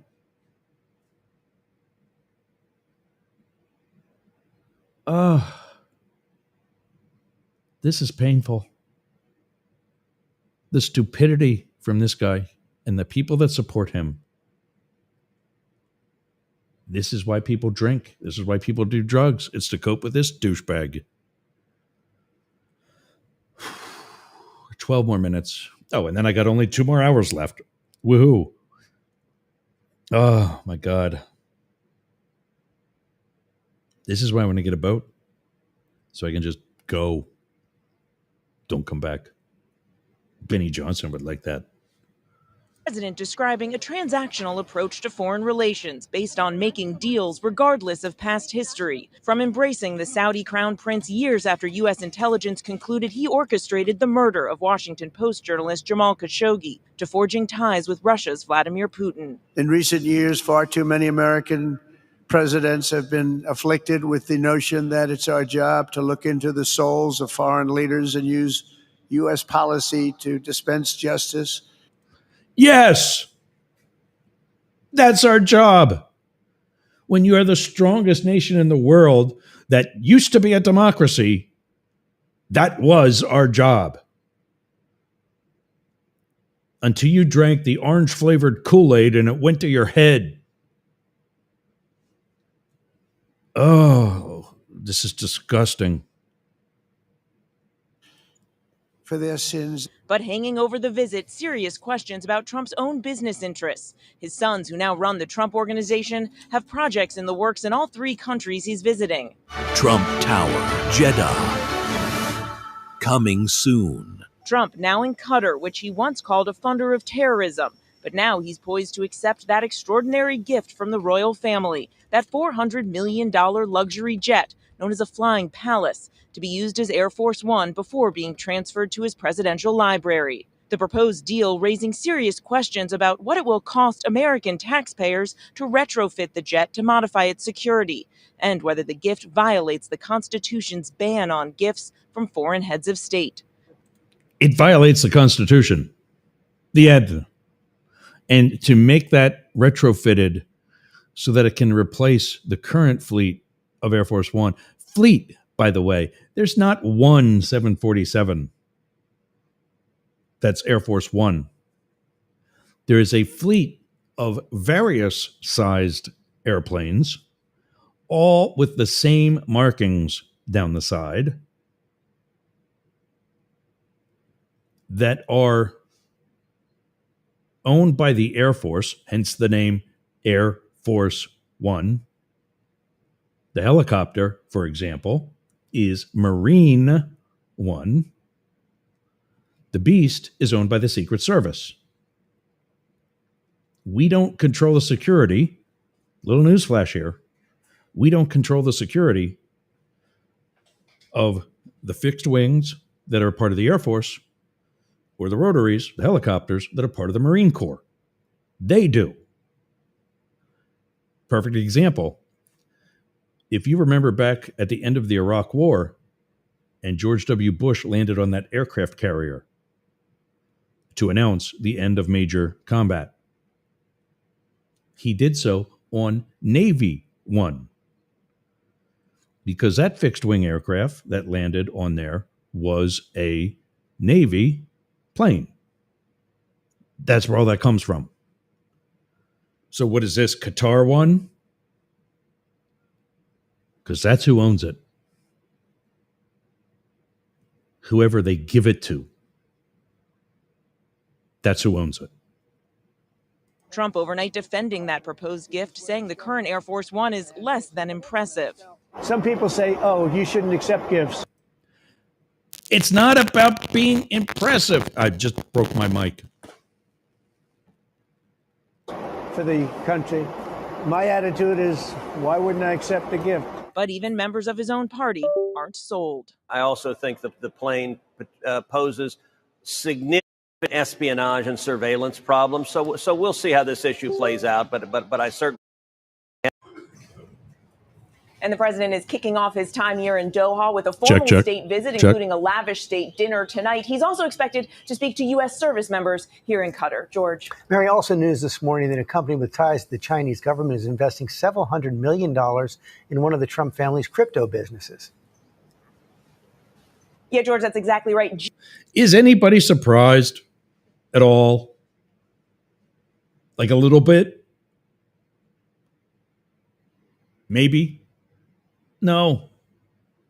I'm pissed. This is not okay. One more time. Oh, wow. Let's just get through this so I can wrap up today and then start maybe I'll try to talk about some other news, but I didn't finish talking about the other stuff. So we'll cover that and then whatever other news is going on. Good Lord. GD Culture Group, a small technology company with ties to China that operates on TikTok, announcing plans to purchase up to 300 million of the Trump Bitcoin. They are just the latest business with foreign ties to jump into the president's cryptocurrency. Okay, it's not Bitcoin. It's the T-Rump meme coin, also known, I'm just going to say it, as a shit coin, because that's what it is. You're not investing when you're buying in a shit coin. You're taking a risk. Or, as the case is here, you're buying influence in the company that supports it. And that's all that is. And it's not okay when the CEO of the company also has a desk in the Oval Office. This ain't that hard. How many more times do I got to say that? Yeah, no. Business, and all of this is coming as the president is working on a deal to allow TikTok to continue operating in the U.S. Ethics experts are sounding the alarm about conflicts of interest, but the White House insists the president is following the law. Yeah, George. we've never seen a mix of personal finance and diplomacy like we're seeing on this trip and in the early months of this presidency. Mary Bruce, thanks very much. Good shot, George. Well done. Another unexpected move by President Trump during his trip to the Middle East. The president now saying he'll end sanctions on Syria. You know, I'm not surprised by that. And regardless of whether they're pro-Israel or pro this, pro that, or whoever, if it's an effort. Sorry, I'm watching my puppy walk around the house looking confused. What's the matter, baby girl? Come here to daddy. Daddy needs a hug. Come up here. Come on, up. Oh, you jump up on my lap when I don't want you up here. Come on. Okay, then go lay down. Piss off. Whatever. Women. I'm okay with easing sanctions on Syria. Bashar al-Assad is clearly, definitely out. But now this government needs to step up. I'd say the first thing, you can't expect any good old Middle Eastern government to jump in with a democracy of any sort. That's not how they live. And so to try to influence, how many times have we done that? In Beirut, in Iraq, in Iran, all over. And what happened? Does any of them have that form of government now? Israel doesn't even have it. Israel is no different from us. Netanyahu has been labeled a war criminal. What kind of a democracy is that? So,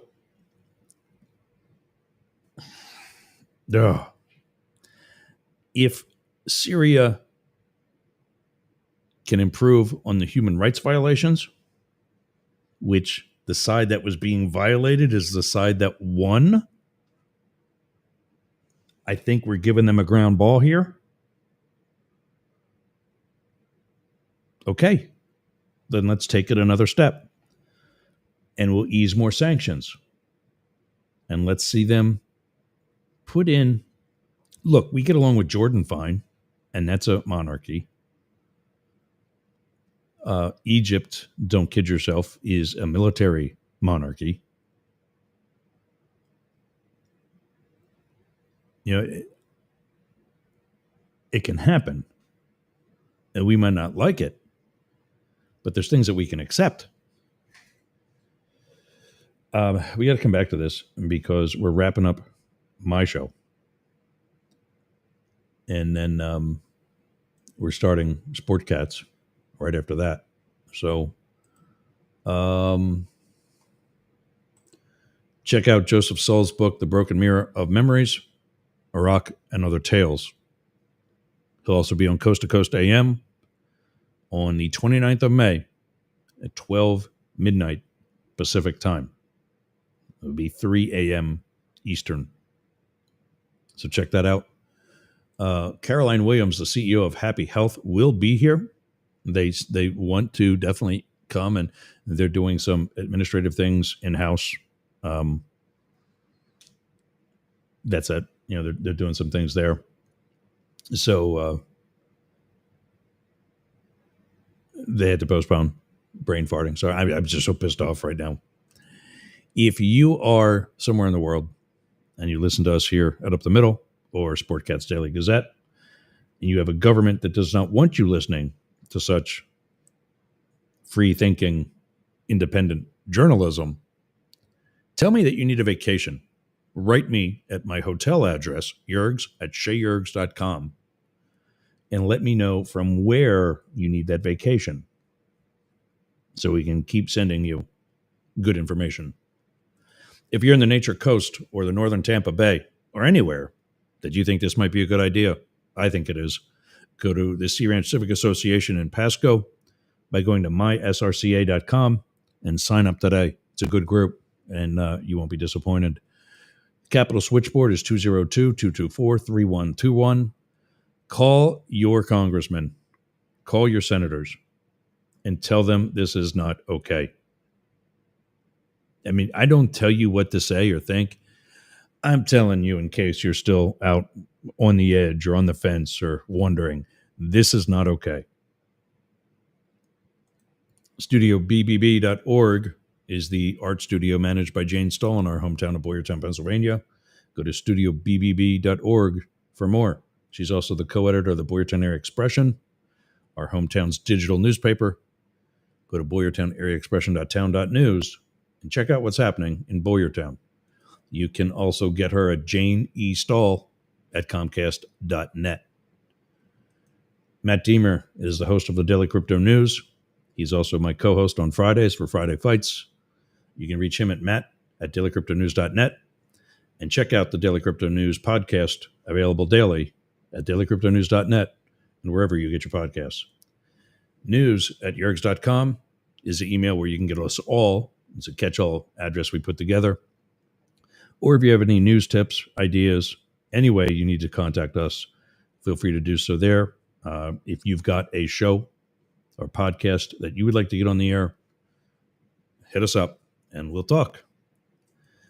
For video and audio of Up the Middle, and now today also Sportcats Daily Gazette, bookmark yergs.com and yergs.radio so that you always have a direct feed. For more information, show notes, and other information, go to mastiff.media.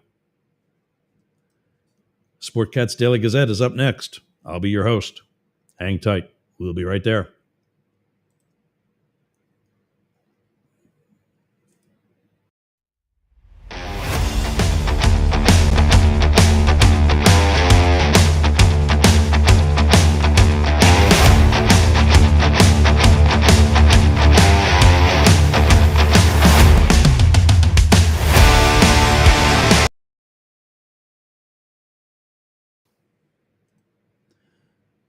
So I didn't get the Facebook notification out saying that I'm covering for Sportcat today. Cat's Daily Gazette begins right now.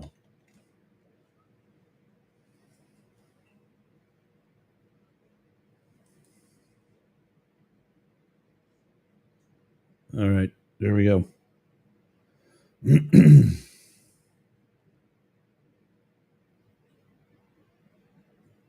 SpaceX is about to launch a Falcon 9 rocket. We can check in on that.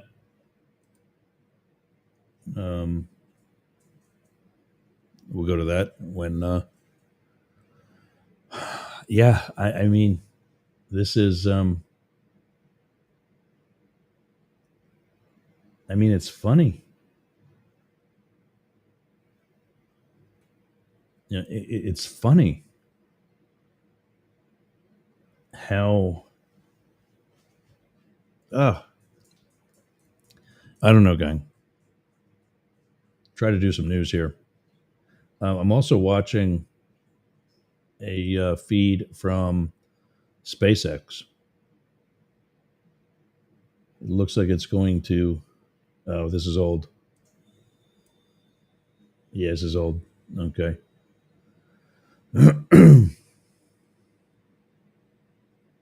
Unfortunately, the notification got to us late.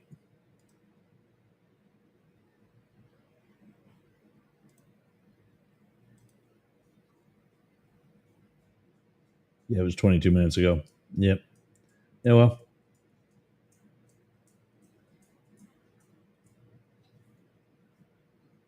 And nothing else in my feed over there. Some hot guys on Muscle Mania. Damn. I so want to get back. I can't even say it. I want to get back into the gym so bad, and yet here I am doing stuff like this all day. Jeff Grant's still looking good too. Model photographer. All right, so here it is. You see it right there. Sportcats Daily Gazette. It's not going to be on Para or Normal Guys on YouTube because I got it today. And for another 2 hours. Oh, yay. What could happen, right? Let's try to get back to caught up with some of the comments from the last show. Superfan Ken says, I'm not surprised at all. It's practically typical when it comes to Trump and his orange Kool-Aid followers. Yeah, sadly, it is. And this is some of the things that we talked about. This is some of the things that we talked about. I forget which one. I was on a bunch of panels in the past couple of weeks, mostly by David Beckmeyer, but also on Travis Evans. And we talked about the shock factor of this. Everything we've been talking about all day and will be for the next 2 hours. I'm going to try to do some local news stories for some of the areas that we got and some weather, things like that. Maybe some sports. Check in on the Stanley Cup. NBA championships are going on right now too. Let's just get our mind off of, we're going to be coming back to it tomorrow.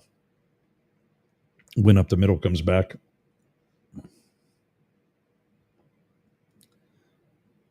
And actually, I can get rid of some of these timers too. Because there's nothing that, I haven't been exactly using the segment timer like I should. I'm going to do that tomorrow because I'm going to focus on Benny Johnson and Ben Shapiro. And then I'll check some of the others like Timcast. Sportcat was talking to me about the one guy that I couldn't think of his name. He reminded me of it in a chat yesterday.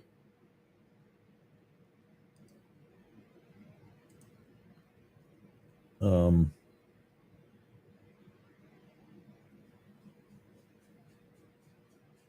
it was Poplar, the Poplar report. Is it Steve Poplar, I think? This one guy that's on YouTube. He's the accountant who tried to say how the lack of due process for the immigrants was legal. And I just blew him out of the water, showing he's got absolutely no knowledge what he's talking about.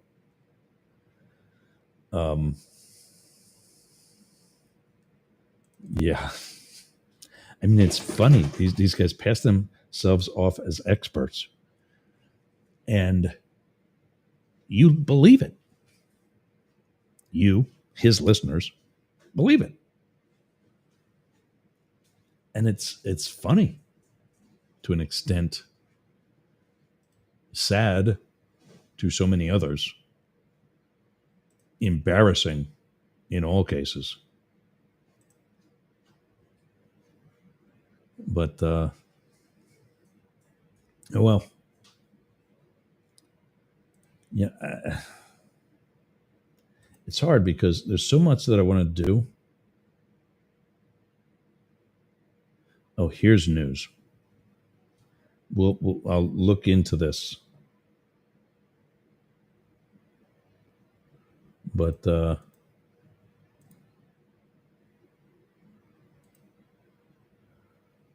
here's one. Let me share this. I gotta try to stop that. Hold on.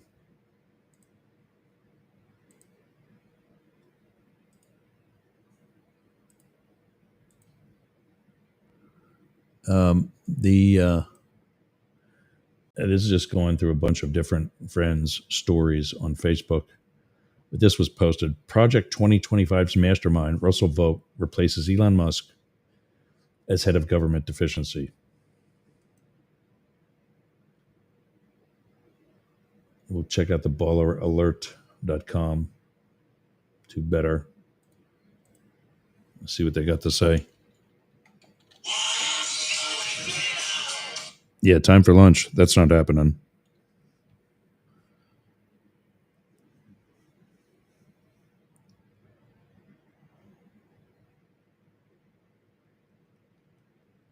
Thank you. Safe trip.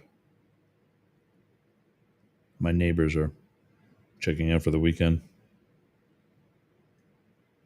Hi, Yerks. Did you have questions before starting your channel? These people want me to do a TV channel yet too. I've got 3, soon to be 4 radio stations and more. And it's on video. And I'm actually figuring out a way that I might be able to make Twitch 24/7.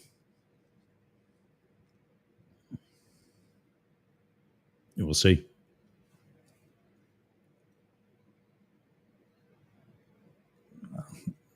I'm not,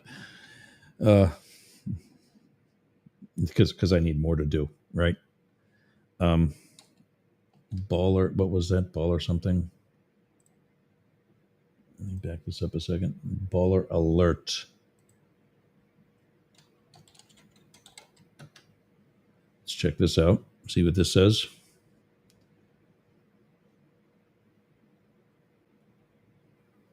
The first thing I do, I see, like, what is this?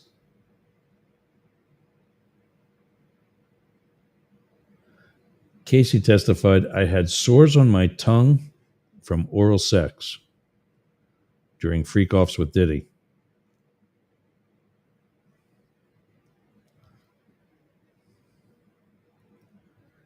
Well, again, not surprised. Snoop Dogg addresses the backlash he received for DJing at Crypto Ball during Trump's inauguration weekend. Yeah, you can always blame it on the pot. Anthony Edwards' alleged condom lie exposed in leaked tweets with Aisha Howard. Is this news?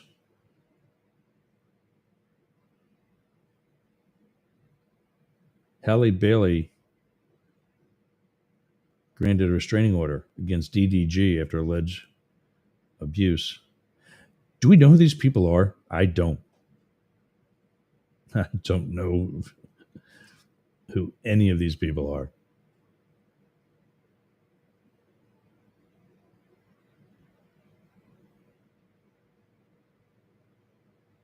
Crocs with a G-Shock collab, because that's important. Republicans just introduced a bill that could ban porn across America. I told you this was going to happen too. Oh my God. A new Republican-led bill is gaining attention and concern for what it could mean for personal freedom online. The interstate obscenity definition.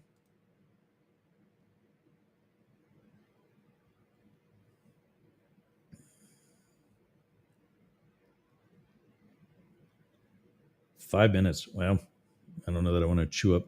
Oh, is that that's a photo. Yeah.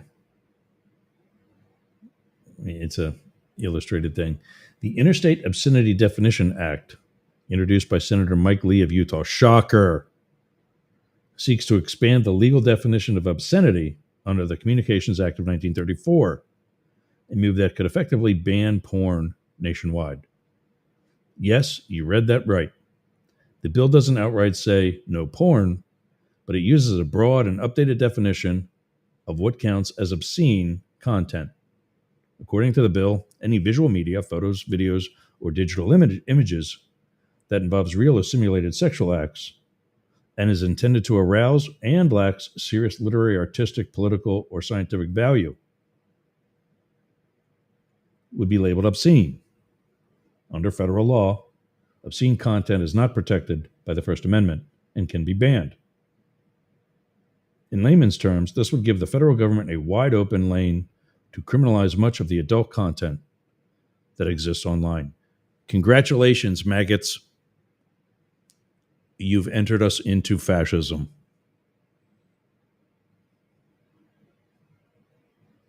Ugh. Even if it's consensual, legal, and created by adults for adults, the vague criteria of what qualifies as serious value only adds to the concern. The proposed law doesn't stop at just banning content. It also tweaks existing rules around what counts as harassment or obscene communication, which critics could say open the door to mass censorship. No, it's not like, well, they might just take this a little too far and we'll have to. No, this is what it's going to do. It's already doing it. How is anything sexually obscene that would be legal in your home not part of the First Amendment? It is expression. I get it if you're trying to involve minors or animals or non-consensual acts. There's no fantasy about that. That is sick. That is wrong. But what I do with another guy, or would you do with whoever you do it with, again, providing of age and of consent,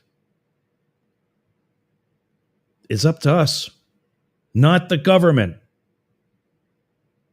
And yes, it is an art. I know people that are in that industry. It's an art. I don't know how else to explain it. It might not be for you. That doesn't make it wrong. I don't like country music, but I'm not trying to get it banned. I don't like hip hop, but I'm not trying to get it banned. Or death metal. It is an art. And just because you're too uptight or do it in a closeted way, because it's not like we haven't talked about those people here. Wow. If you're just tuning in, surprise. If you're on Radio X, Radio Live, Yerg's Radio, Rainbow Radio, Right Talk Radio, and the rest of the Mastiff Media Network, and our affiliates and friends. This is Sportcat's Daily Gazette. He is out today. My name is Jurgs. I'm the guy that rants and raves for the 2 hours before him. And that's right. You got me for 2 more hours. We will try to do more of what Mastiff Media, more of what the Daily Gazette does. But clearly this story is something that, whether he would cover it or not, it needs to be covered. And as always, I will create an extra set of show notes for today for Sportcat's Daily Gazette. Just know that for this episode, you'll need to reach out to me, not Sportcat, in the event that you want any notes, links, or whatever for your own use and journalistic investigation. Right now, obscenity laws are mostly enforced at the state level, and prosecutions are rare. But if the IODA passes, it could create a federal standard, meaning content creators, platforms, and even everyday users could be targeted if they share or access material that falls under this new definition. And let's be real, this isn't just about porn. It's about power, control, and pushing a far-right agenda into Americans' lives. Senator Mike Lee, who introduced the bill, has long championed conservative causes and is part of the broader Republican effort to reshape what content is considered acceptable online. The bill reflects a growing push among GOP lawmakers to regulate personal behavior under the banner of family values. And who were we reporting about? Who broke those family values by raping children, having multiple relationships,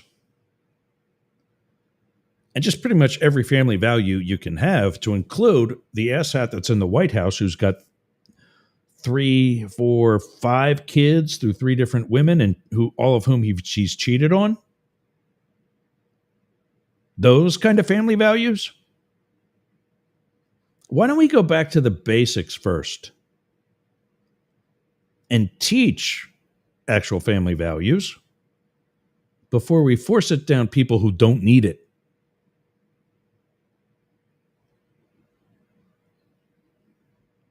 This is about power, control, and pushing a far-right agenda by people who can't stand up to their own standards.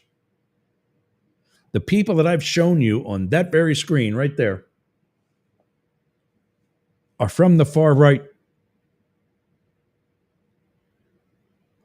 They are people who are Republicans. White male Republicans, not drag queens. Although they are going after people who are underage, like you accused the drag queens of doing. They're not drag queens.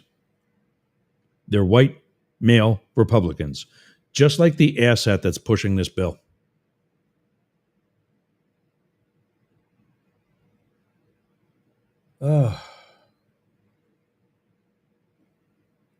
Senator Mike Lee, who introduced the bill, that's along family values, sorry.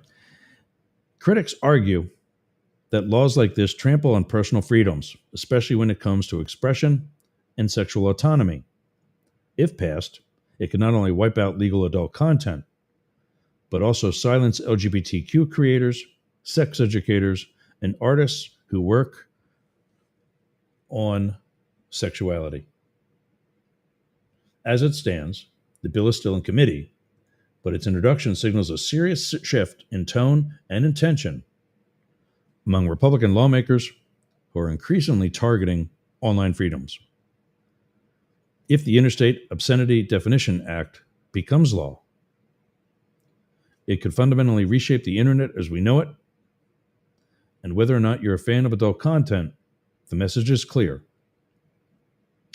Your personal choices aren't your personal choices for long.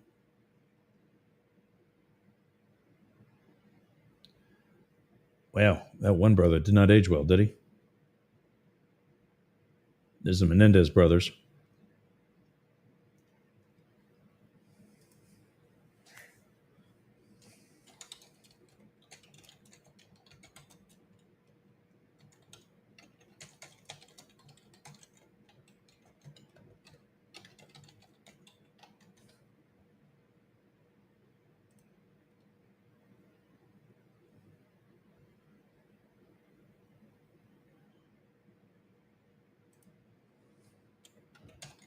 News at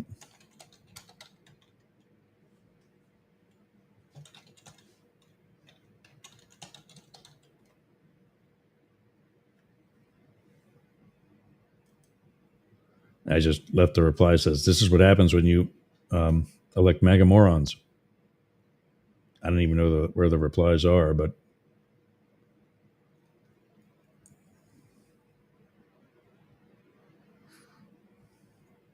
it doesn't say that there are. I mean, are you seeing the same thing? There aren't any replies. But I want to see what this is about. Baller alert list. Let me live. There we go. About Baller Alert is an urban lifestyle brand and entertainment news website that covers the latest in celebrity news, gossip, pop, and hip hop culture. Baller Alert has quickly become one of the most popular sources of celebrity news and gossip in the world. The website features a wide range of content, including exclusive interviews, breaking news, photo galleries, and videos. Baller Alert has also a popular social media presence with over 10 million followers on Twitter, Instagram, Snapchat, Reddit, and TikTok. Baller Alert, being a lifestyle brand, also has a number of other channels, including podcast, a mobile app on iPhone and Android, and a YouTube channel.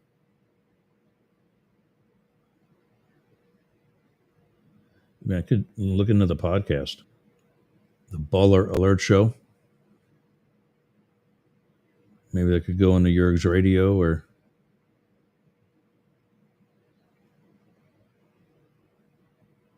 Yeah, we'll check that out.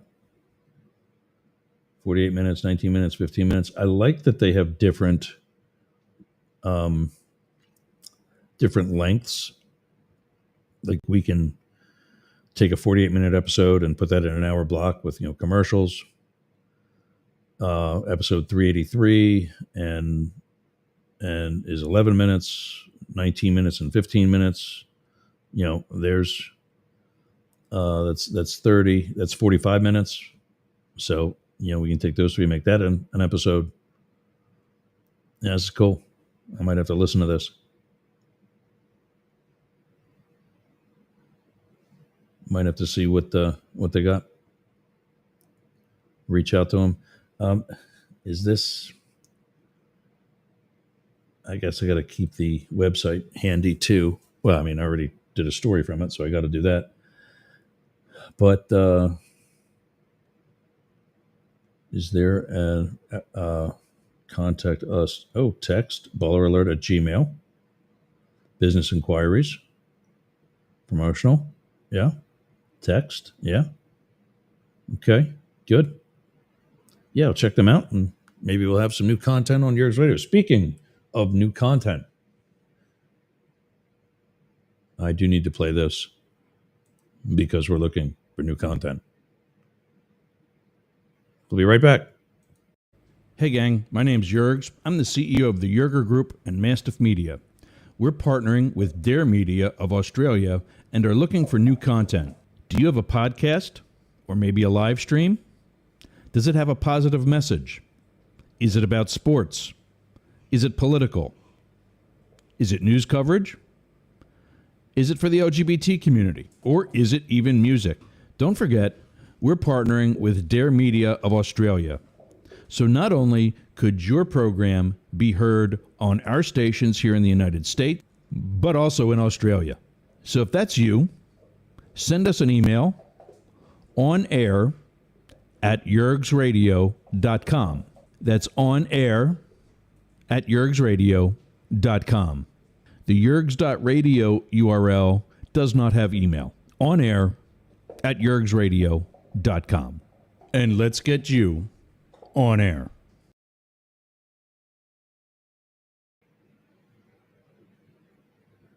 Do I say United State instead of United States? Do you hear that? Yeah, one of the other news stories we'll be talking about.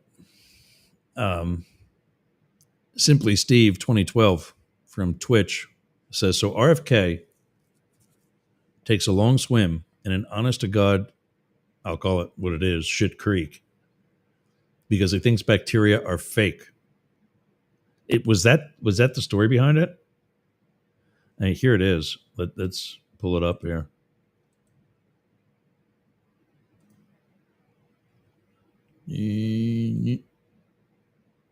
That's not the one. I'm sharing the wrong And screen. he took a swim that. Okay, hold on. I got to see this. Entire screen. Do that one. It's that one. All right, Simply Steve. Yeah. He says that's next level stupid. What's more, should be charged with child abuse or making his grandkids swim in that toxic water. Yeah, this is the Secretary for Health and Human Services. This is the Secretary for Health and Human Services swimming in a bacteria-infested creek.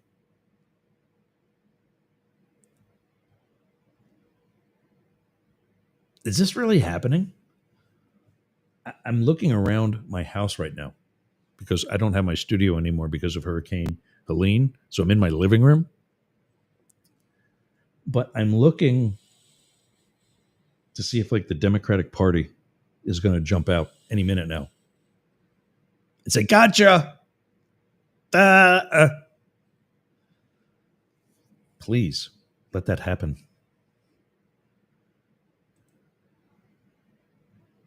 Let's take a look at this story from also ABC. Giving ABC some time today. Might have not been so good for his health or that of his grandkids either. Yeah, it's our Health and Human Services Secretary, Robert F. Kennedy Jr., making headlines after posting these pics of himself and his family in Rock Creek. Now, for those of you who don't live around here, Rock Creek is used for sewer runoff here in our nation's capital. Matter of fact, swimming for humans and pets has been banned for more than 50 years due to high levels of bacteria and fecal matter. That's right. That's the HHS secretary underwater. Poopy. There. We did reach out to him for comment. We're still waiting. Shocker, because that's going to happen soon. Oh, what's he saying here?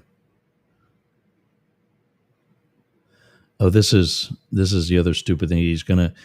People have been working on things like measles and other autism epidemic for their entire adult lives. And he's going to have this done by September. Let's watch him make an ass out of himself. CDC has done an amazing job at getting the measles outbreak under control. We have about 680 cases now in 22 states, compared to the same outbreak in Europe, which is 127,000 cases and 37 deaths. Our numbers in this country have now plateaued. And I want to thank CDC for that. And we're trying to refocus the press. We've had 3 measles deaths in this country over 20 years. And we're trying to refocus the press to get them to pay attention to the chronic disease epidemic as you've asked us. No, see, that's not how this works. You don't get to direct the press to cover what they want, what you want them to cover. That's not what the press does. If you think you've got something of value, you share it with them, and they decide if it's value. Oh.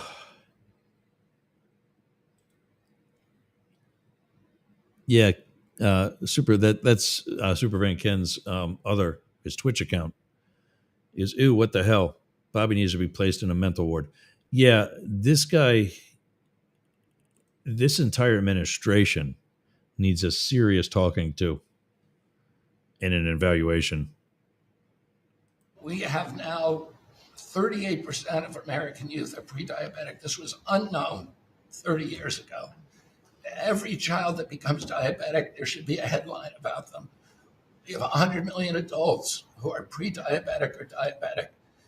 And we have, we have now the autism rates have gone from now most recent numbers we think are going to be about 1 in 31, 1 in 12. So they're going up again from 1 in 10,000 when I was a kid. I paused that because I have to cut in here. Has he ever considered using sign language? Because it seems as though just talking is a strain on his entire body. I mean, it's like he's convulsing to sit there and have a conversation with the president. And we are going, at your direction, we are going to know by September we've launched a massive. Oh, there it is. The smooch on the ass. Look, those lips turned orange.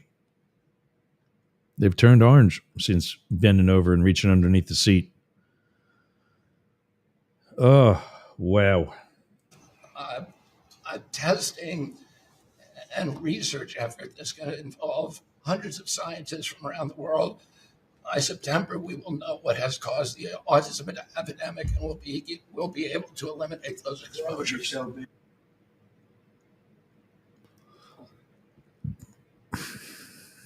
Okay.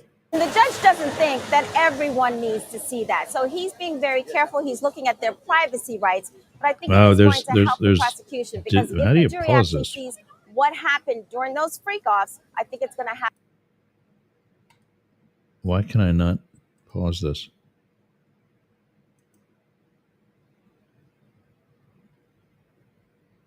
Oh, it's live.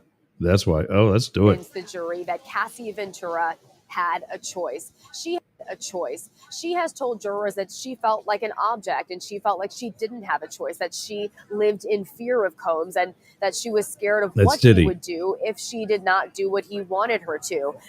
But the defense is going to try and argue otherwise, that they say that she was a smart and capable woman who had a choice, that she chose to stay with Combs and that she chose to participate in these sexual encounters. And they argue that these freak-offs, that they were consensual. They say that even if jurors see Combs as mean or as a jerk, that does not mean that he is guilty with what he is charged with, which is sex trafficking and racketeering. Kira? All right, Rena Roy, Terry Austin, thank you both. Make sure to catch our new show, Burden of Proof, The Case Against Diddy. It airs every night, 5:30 Eastern, right here on ABC News Live. Oh, there we go. They've been portrayed as monsters for the brutal killing of their parents in 1989. Now the Menendez brothers are one step closer to freedom after 35 years behind bars. Today, Eric and Lyle celebrating their win after being the one on left is the one that's 50 years bald to life, now. making them immediately eligible. He was good looking parole. then. Appearing virtually in court, the two brothers, now middle-aged men, expressed remorse and took accountability for those killings, which they have long claimed followed years of abuse. Eric saying, "My actions were criminal, selfish, and cowardly. No excuse, no justification for what I did." Lyle lamenting, "I killed my mom and dad. I give no excuses." Let's bring in our Alex Stone. He was there in side court as the proceedings played out. So is there any chance they do not get granted parole? Hey, Kerry, yeah, there's a very real chance that they don't get parole. The parole board is going to be looking at different things than the judge was looking at under California's resentencing laws, where resentencing was about have they done good things in prison over many years. The parole board is going to be looking at what kind of risk would they be to the public if they were to get out. And we know the parole board already has determined that they are a moderate risk, but that is mainly based on having illegal cell phones in prison. And years ago, Eric may have done some drug trading in prison and some tax fraud, but that was quite a while ago. More recently about having illegal cell phones. So does that equate to being a risk of committing murder or something serious? Their team says no, the parole The board guy on the may right, look at it the and one say, on the well, right that's that bald, risk looks is like one of there my and neighbors. not give them parole. He looks so So much what like could one the of my process neighbors. look like if they are granted parole, and how long could that take? Are we talking days, weeks, months, even years? Probably years. If we're going down the parole board route with this, the governor could do this immediately and sign a piece of paper, and they would get out almost immediately. It could take some time for the prison system to actually get them out, but they would be released very, very quickly. The parole board actually has a hearing next month to help the governor on his clemency decision, but that's not about the parole decision unless they meld them together. So there will be a parole board hearing, but not for parole, for the governor, and then down They have the one of those road, call boxes. parole. Did you But see that if they at the deny driveway? parole, then they can come back in 3 more Frank years Farmer and here to ask see for it Miss again. Marin. But no matter Who? what, it's going to go on for a long Alexander Graham Bell here to see Alex Miss Stone, Marin. thank you. Do you have an appointment? So deals, the diplomacy, square root and a of little bit of zinc is drama. 30. President Trump's Middle East tour takes him to Qatar as he defends accepting that luxury jet from the country's royal family. It's a move that critics say is unethical and also a potential national security threat. Trump also meeting with the interim president of Syria, despite the fact that the U.S. hasn't formally recognized the new Syrian government.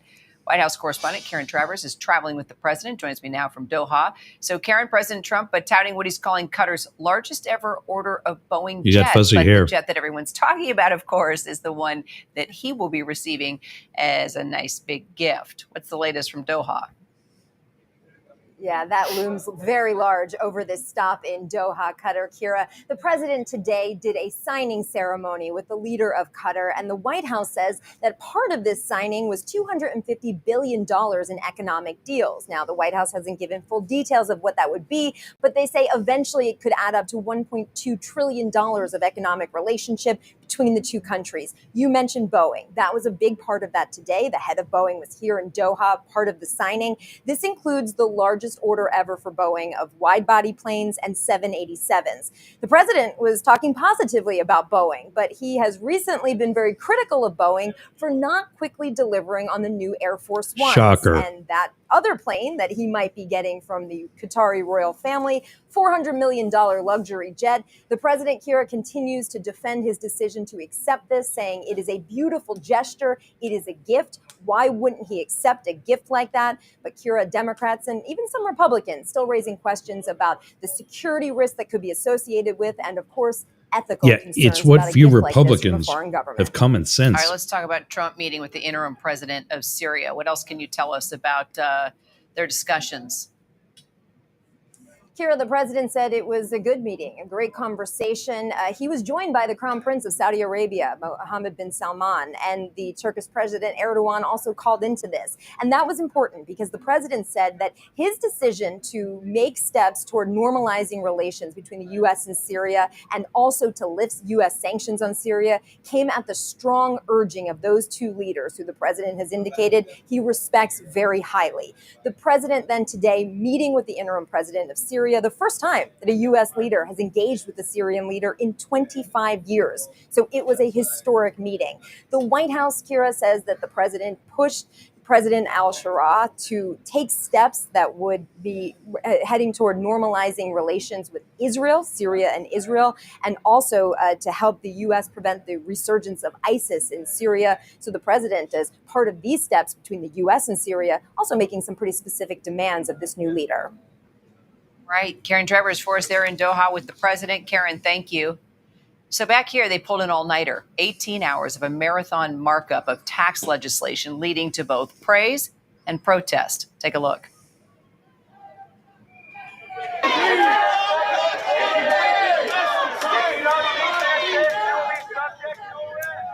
At least 25 of those folks arrested after interrupting the proceedings over Medicaid cuts. The back and forth between Republicans and Democrats went so late that Utah Congressman Blake Moore had a little trouble staying awake.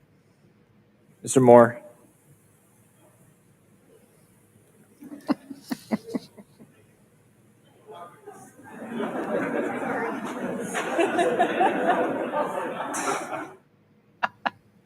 Congressional correspondent Jay O'Brien Shocker. joins me now.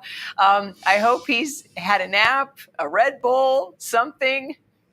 What's the latest? What's the latest there and with the bill, Jay? So 2 marathon markups happened at once. And a markup is when a committee writes a piece of legislation. So there was one marathon markup, and that's where you saw that clip in the Ways and Means Committee. That was the tax changes to this legislation. Remember, this is all part of that massive, big, beautiful bill that they're putting together with the president's legislative agenda. So that markup happens in Ways and Means. It starts yesterday afternoon. It goes overnight. It only finishes this morning. You saw what Blake Moore and others went through in that room. And then there's another markup that's writing the Medicaid portion of this bill. That's still ongoing. It started yesterday afternoon. That's where those protests occurred with people in wheelchairs saying no cuts to Medicaid. And it's still ongoing at this hour. And it's because Republicans on that committee want to get, remember, a total of $2 trillion in spending cuts across the federal government, and they're going to make sizable changes to Medicaid in order to get at some of those cuts. Those include new work requirements for those who are able-bodied age 19 to 64, higher copays for some Medicaid beneficiaries, and the list goes on and on and on. And while Democrats have opposed those cuts, they don't control the House, so they're not going to get anywhere in that opposition other than to drag out the writing of this legislation. But, Kira, there also are some hardline Republicans who say there haven't been enough changes made to Medicaid in this process, and that might spell some trouble for Speaker Johnson if ultimately all this legislation does get written and he puts it on the floor for a vote next week, as they said he wants to do. Well, and we're going to track that. Also, Jay, Health Secretary Bobby Kennedy Jr. on the Hill right now. Just want to play this Did he moment shower? from the hearing and talk about it with you. I don't want to seem like I'm being evasive. Yeah. But I don't think people should be taking medical advice Right. from me. Thank you. He said something What? smart. I mean, he's the leader of our Health and Human Services. What else has he said during this hearing that's sort of shocked people? So, look, this is a hearing that focuses on the HHS budget, but it's the opportunity for members of both sides Yeah, that now was to ask Blake Kennedy Moore some that was out pointed cold questions, sleeping. not just on his medical advice, which you just heard there, but also on changes he's made at that agency, at career vaccine officials at FDA, for instance, resigning, as happened a few months ago, and even on HHS's reversal now that we've reported My at eyes are length itching. of the firings of these 100 plus healthcare workers at HHS who were tasked with running a healthcare program that specifically helped protect coal miners from black lung. Remember, those firings were reversed after some political pressure from lawmakers and a series of reports from many of us Here here comes another at sneeze. ABC News. Kennedy has his hearing in the House this morning. That is now concluded. He'll have a hearing starting in the Senate in just about a half hour from now, and you can expect some pointed questions from members on both sides of the aisle as well. And notable in the Senate, that is the committee that RFK Jr. had to testify during his confirmation process. So expect some members of that panel to have some follow-up questions after that process, Kira. Hope everybody stays awake. Jay O'Brien on Capitol Hill. Jay, thank you. So President Trump promised to end the war in Gaza in a single day. We're now 120 days in to his second term, and the war shows no signs of stopping. In fact, the Hamas-run Gaza Health Ministry says at least 70 people are now dead, including more than 20 children, after new Israeli strikes across Gaza. This comes after deadly attacks on 2 hospitals, and Israeli officials saying that one of those strikes even targeting a top Hamas leader, but his death is yet to be confirmed. Our foreign correspondent, Tom Sufi-Burridge, is in Tel Aviv. So strikes on hospitals and a population on the verge of starving. What's the situation on the ground now, Tom? Yeah, I just come off a briefing actually with humanitarian aid agencies, Kira, about the situation in Gaza. I mean, it's hard to put into words how bad things have got. They say that people are now eating animal feed. They are boiling grass just to get any type of nutrition into their bodies. Aid agencies like Save the Children, Oxfam, basically say that people are already dying in Gaza because of malnutrition and malnutrition-related diseases, because there are thousands, they say, trucks filled with humanitarian aid stuck at the border, because Israel has now had a blockade of all humanitarian supplies, not just food, medical supplies, fuel to power generators in hospitals. All of that is stuck, and it has been for 73 days. And yes, at the same time, Israel is increasing attacks into the Gaza Strip in the last 24 hours. I mean, Israel argues that it is controlling the distribution of aid very strictly, to prevent any aid getting into the hands of Hamas. But humanitarian aid agencies on this briefing say, that is not how humanitarian aid operates. It has to be based on the needs of a population. And they accuse Israel of using aid, humanitarian aid, and access to it as part of its military strategy, an accusation Israel strongly denies. So we're seeing this diplomatic tension now between the leaders of France and Israel, with President Macron calling Netanyahu's policies in Gaza shameful. What's going on? Yeah, I mean, Macron was basically saying that the aid blockade, the control of aid, the limitation of aid to the civilian population in Gaza is, in his words, shameful. He said it in a TV interview last night. The Israeli Prime Minister, Benjamin Netanyahu, has come back with a vitriolic response. He has accused Macron of standing by a, quote, murderous Islamist terrorist organization, he means Hamas, and echoing its false propaganda. I mean, look, Macron and Netanyahu have clashed in the past. I think it's worth underlining that Macron has repeatedly condemned the actions of Hamas, condemned Hamas, even argued that the future governance of Gaza should not be controlled, or Hamas should not be involved in that. But there's a massive war of words between the French government, the Israeli government, two very important allies. Kira. All right, Tom Sufi Burridge, thank you. Coming up, a chance at redemption, the Hall of Fame home run for Pete Rose and shoeless Joe Jackson. Details next.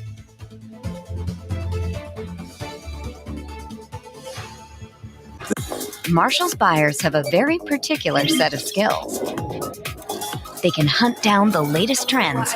Double denim is back. So chic. And take quality very, very seriously. Ceramic. They're highly trained deal-making professionals who travel far and wide to hustle the best of the best for you. We get the deals. You get the good stuff. Marshall's. You know, sometimes my life can be a little crazy.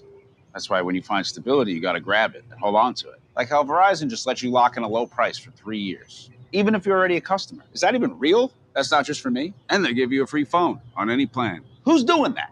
Nobody.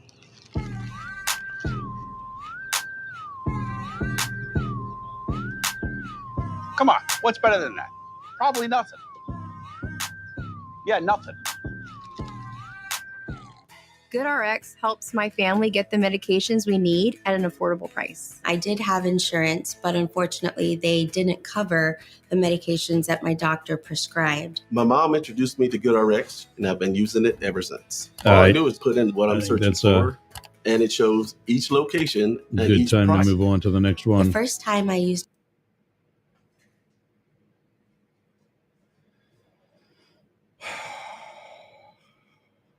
I figured, I'll let some of those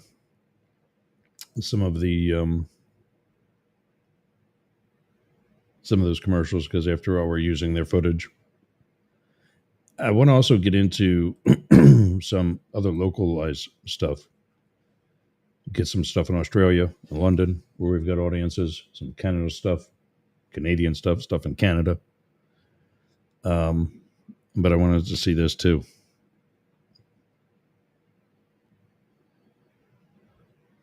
Up in Washington State,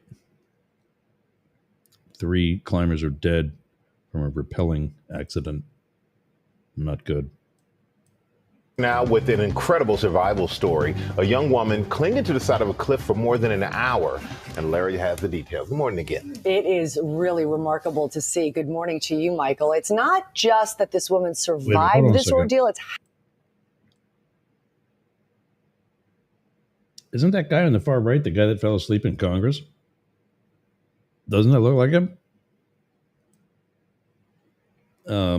It's not, but if you're going to make a joke quick. So I guess there's a 4th one, and that's the survivor. Let's find out.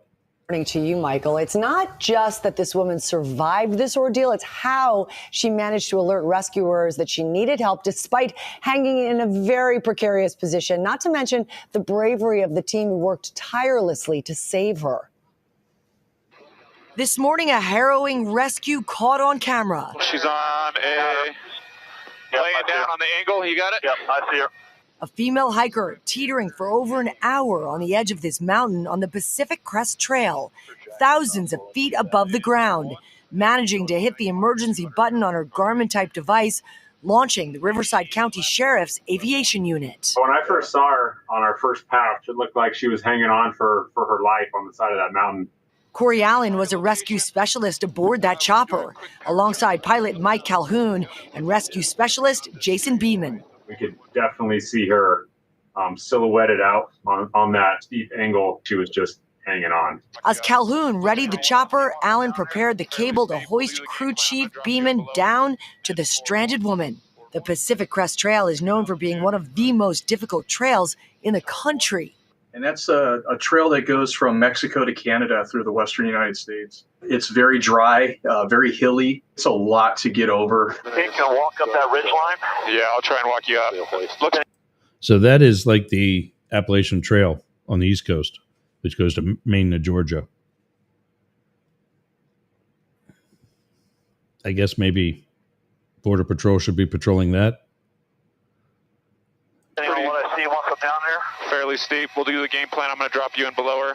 He's on the ground. We're going to start easily working him up. Okay, so descend a little bit. He's right at her, so keep coming down. Beeman was able to reach the woman, her legs and arms shaking as she strained to hang on. But he was unable to get a rescue harness around her. No, hold on to me. Yes, no, not my ears. Grab a hold around my back. You got to lift Not my and ears? get away from this wall.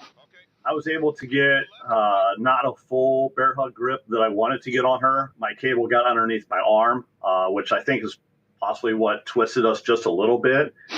Your legs around me. All the way up. I want to pick you up just a little bit. Yep. We're going to move you to the right. At last, Beeman was able to pull her off the ledge and reposition her at the top of the cliff. All right, you come all the way up. You come all the way up. Good job. Before being lifted to safety. This is our job, and we love doing what we're doing. We're all passionate about it. I just kind of reassured her that you're not the first one of the season that's gotten picked up off the PCT. You won't be the last one. Ooh, some cuts, some bruises, and complete exhaustion, but that woman is going to be just fine. And our incredible rescuers, they want everyone to know this woman was a very experienced hiker.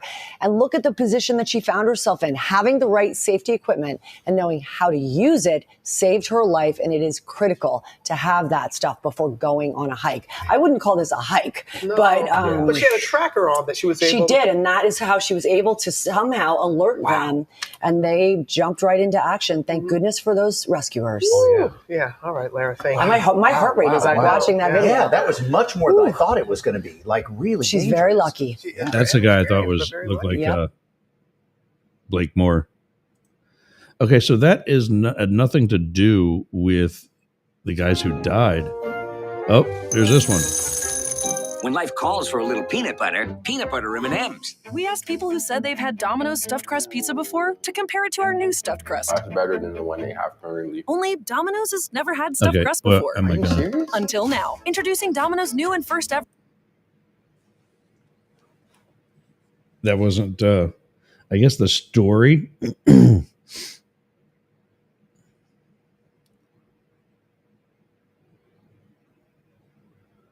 Woman arrested after raccoon named Chewy found with meth pipe in driver's seat during a police stop.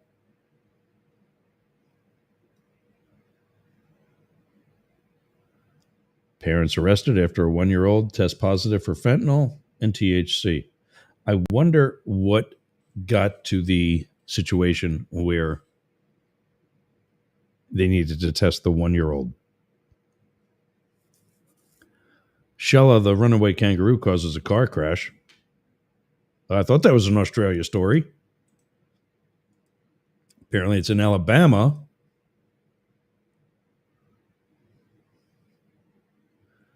Shuts down Alabama highway. Time to check the pulse. We begin with a runaway kangaroo in Alabama. It was just hopping down Route 85. Who does that from a graphic? farm and caused one crash, but thankfully no one was hurt. Now the road had to be closed while her owner rushed out with a tranquilizer, but drivers, as you can imagine, were a bit surprised. 40 minutes, maybe 30, something like that. Yeah. All because of the kangaroo. All because of a kangaroo. I would never have guessed in a million years that had been a kangaroo. She's hopping mad. And I'm hopping mad. She was brought back to the farm, and she is also doing okay. All because of a kangaroo. Yeah. You know, you would want the highway to be shut down if it was you running around out there like an idiot. Received multiple traffic citations. Wow. The news never stops. You can find us anywhere you stream live news. And if you're on the Did you go, see that? on the ABC News app and abcnews.com too. I'm Kira Phillips. Glad you're streaming with us. A lot more news up next. Don't go far.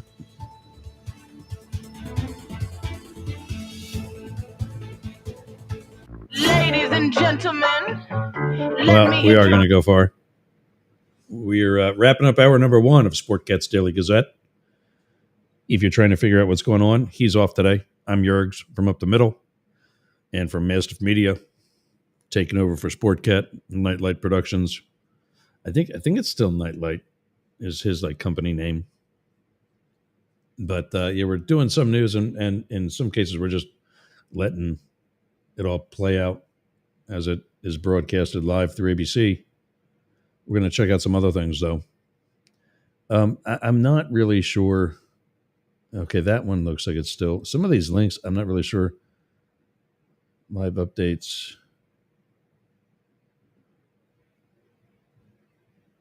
We'll try to keep that one, too. That's the one on Qatar. Okay.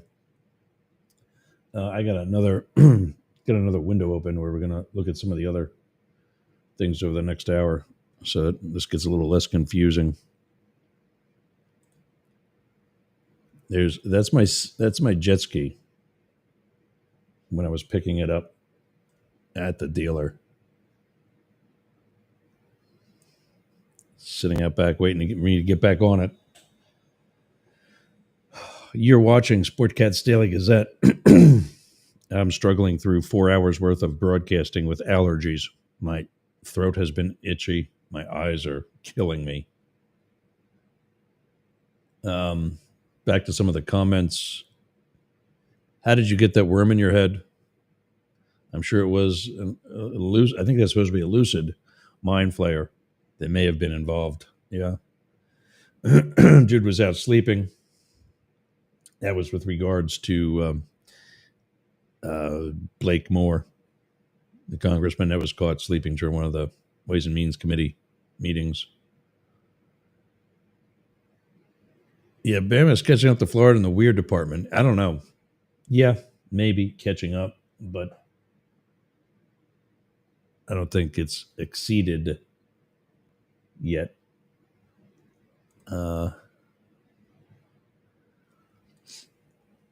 See what's happening with Albanese.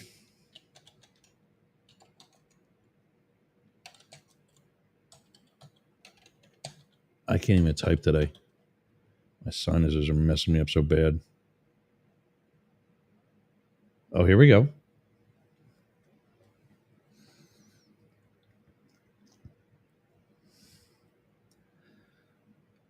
Susan Ley, Australia's Liberal Party, names first female leader.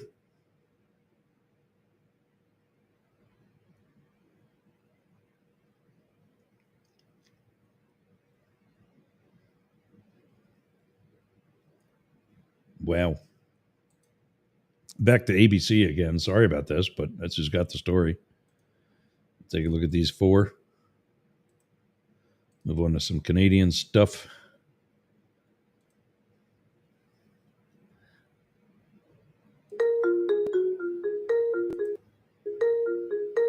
Oh, I hate stories like this. I got to go back and... Okay, so we can mute it. Over a ton of cocaine worth more than $400 million. I don't know if that's Australian or US dollars. This is an Australian story, so $400 million. The price of an airplane seized from a boat off the coast of Australia, according to officials.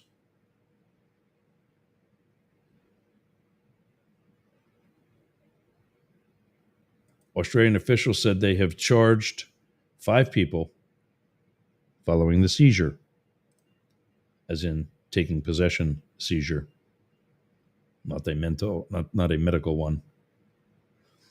Approximately 1,110 blocks of cocaine, weighing a total of 1.039 tons, were located on the vessel. Wow.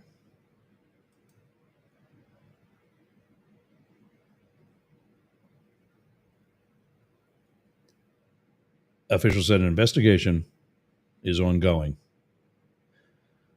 I would say that's almost a pretty closed case. That's certainly a big deal. Susan Ley names the Liberal Party names the first female leader after historic Australia election loss. Australia's Liberal Party was for the first time chosen a woman as its leader, with Susan Ley to take over from Peter Dutton after he led the party to a bruising election loss.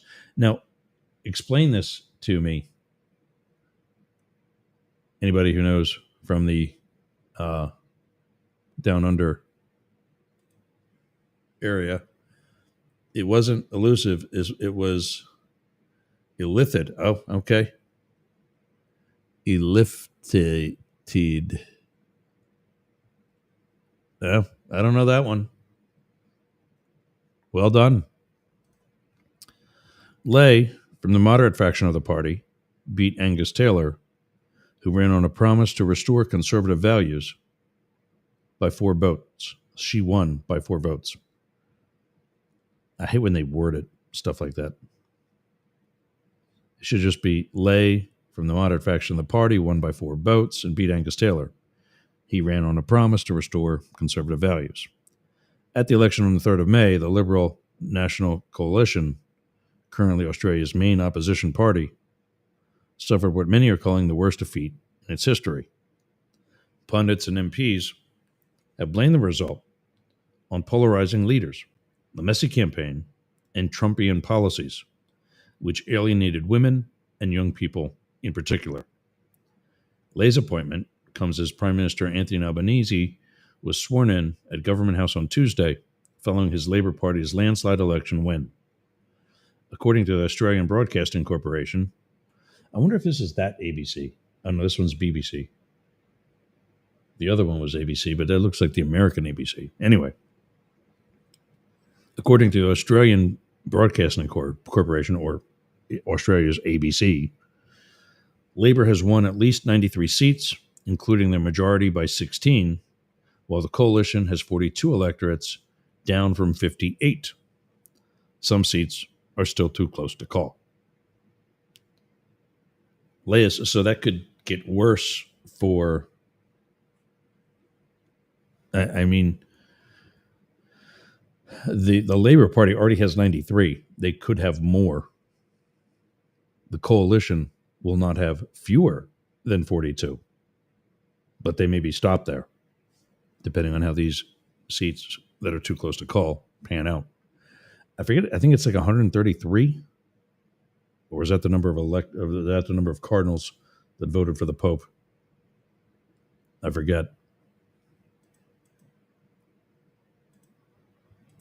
But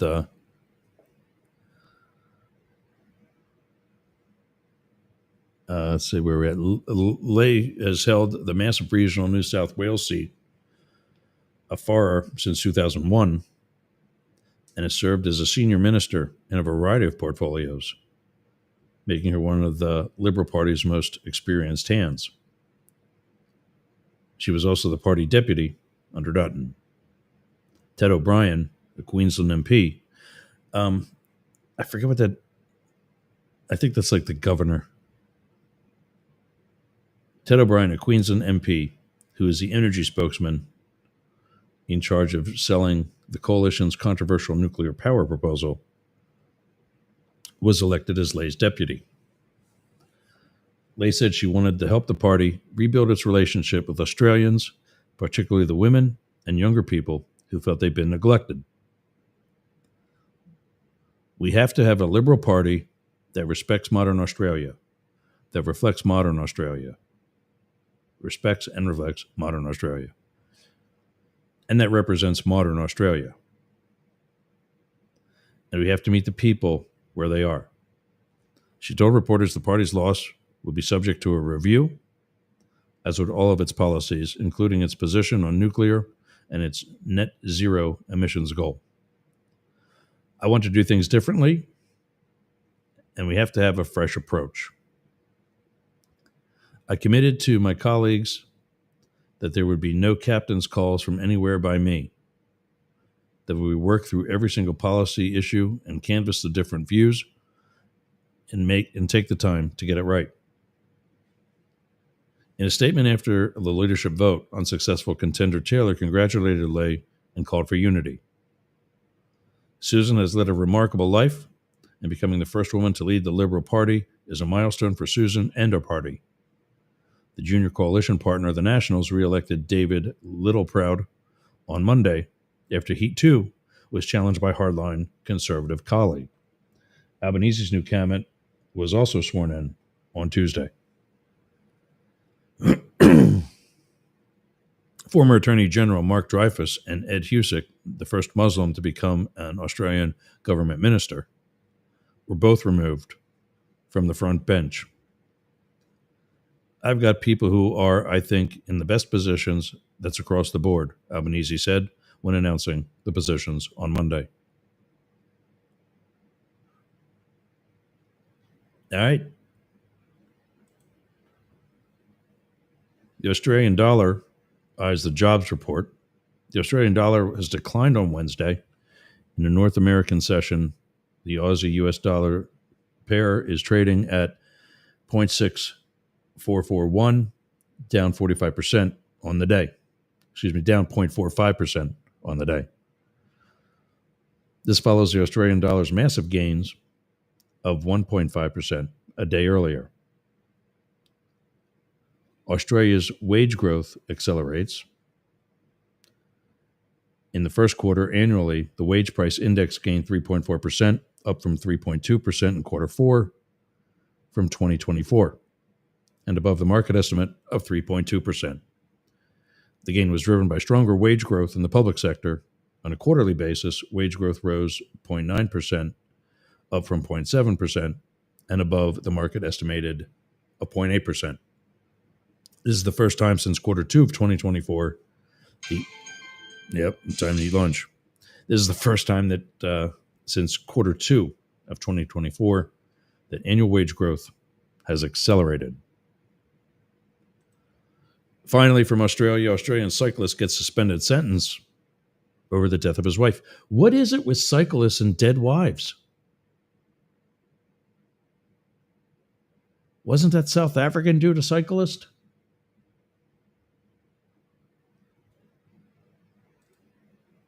Wasn't that South African dude a cyclist that killed his wife? Pistoria? Or whatever it was? What the hell's happening? Rohan Dennis had pleaded guilty to a charge of committing an aggravated act likely to cause harm in a vehicle incident that killed Melissa Hoskins, a fellow Olympian. Rohan Dennis, the Australian world champion cyclist, received a suspended jail sentence on Wednesday for his role in a vehicle accident that fatally injured his wife, Melissa Hoskins, a fellow Olympic cyclist. Ms. Hoskins was struck by a car driven by Mr. Dennis in December 2023 in Adelaide.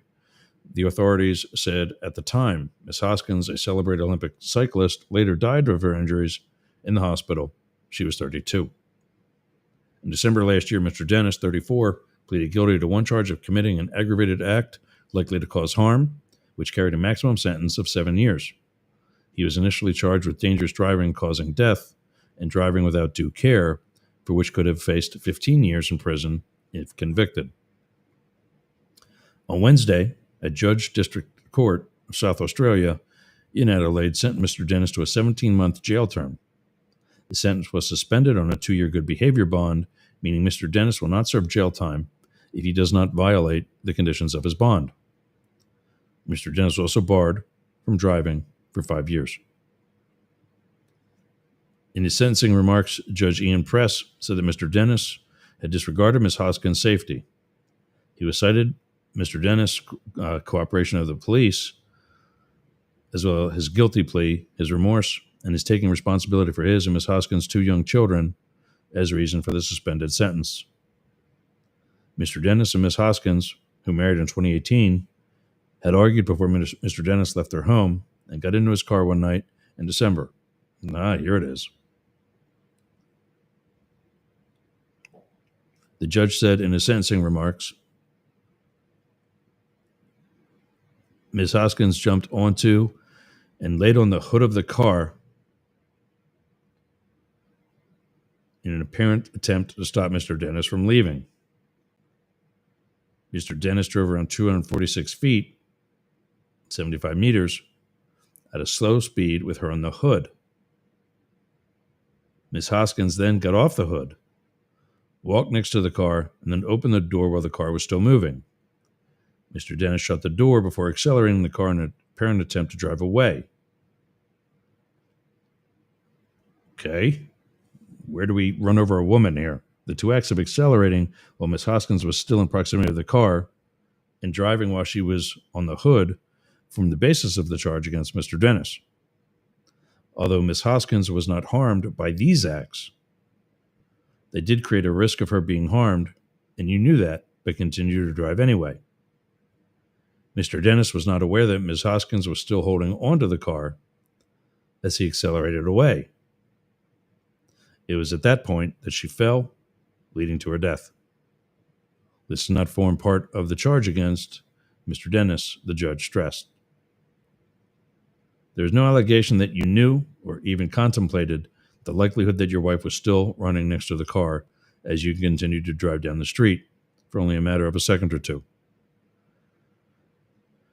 Outside the court, Ms. Hoskins' parents, Amanda and Peter Hoskins, said they believe jail time for Mr. Dennis would have had a detrimental impact on his 2 children. Their health and well-being is more important than a period of incarceration.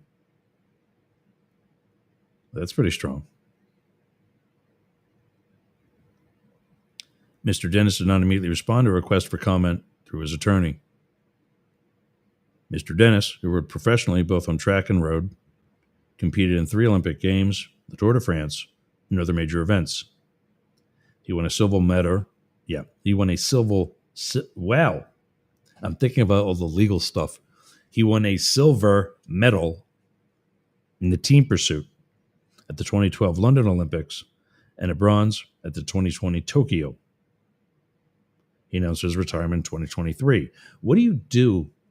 What do they get paid that he can retire now? Ms. Hoskins started her cycling career at 16 and competed in track and cycling in 2012 Olympics and 2016 Rio de Janeiro. She also won a gold medal in track cycling in the women's team pursuit at the 2015 World Championships. 2016, she was injured and hospitalized when her pursuit team crashed while cycling during a training exercise in the Olympic Velodrome in Rio. She announced her retirement from cycling in 2017.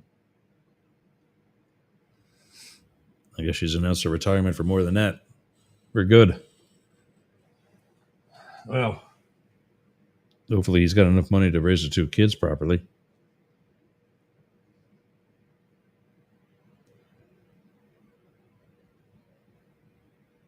Has he wondered? I used to live near Sunset Boulevard, so this is kind of interesting. He looks hot too. Tom Francis writes his own story. Yeah, I'm closer.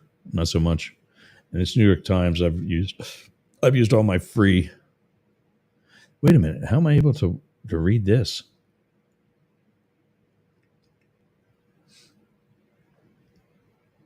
Is it because it's Australia? I've used all my freebies with the New York Times. I don't know how I'm able to read that story I just read, but there it is. All right, that's Australian news. I want to get up into some Canadian stuff because I know we got some Canadians there too.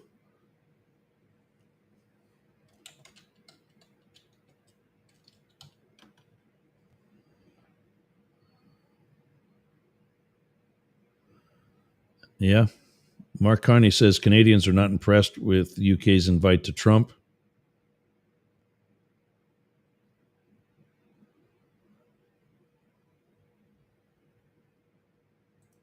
And he slams King Charles's silence over Trump threats. Also, their tariffs are down as well. Let's take a look at these.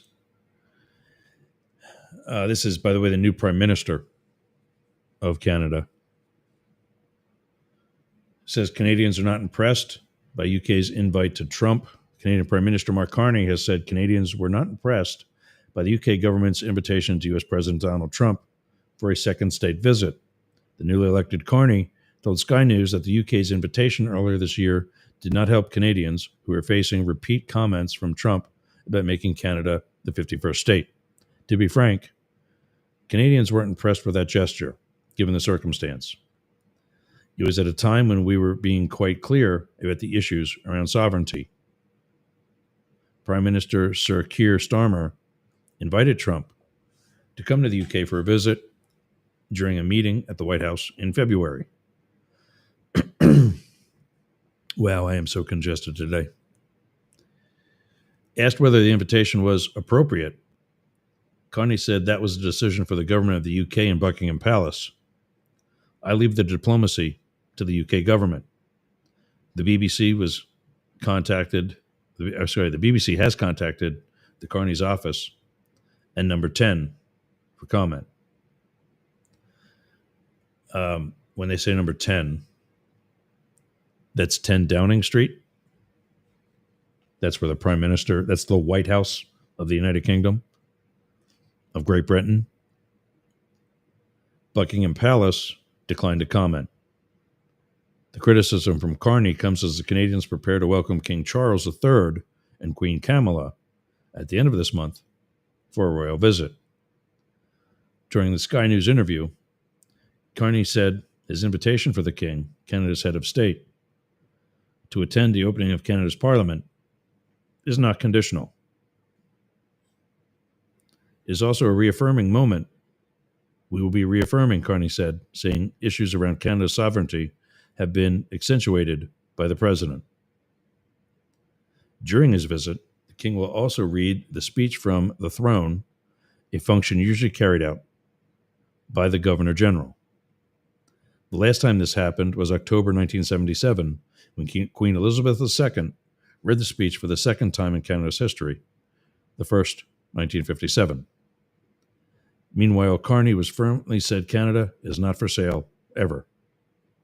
Carney, who said he would only meet U.S. President until we get the respect we deserve, sat down with Trump in Washington, D.C. last week to begin negotiations on a new trade and security relationship. During the visit, Trump repeated his 51st state comments. What an ass. That's sad. Pressed on that, Carney told Sky News that Trump has shifted his tone from expectation to a desire for that to happen. He also came from a place where he recognized that was not going to happen. Good. I'm glad to see Carney stepping up and putting this douchebag in his place.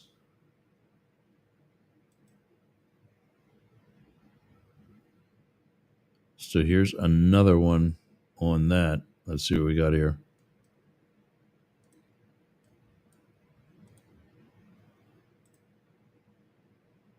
There are signs of progress in the Trump administration's standoff with China over tariffs. American and Chinese officials announcing talks in Switzerland starting Friday.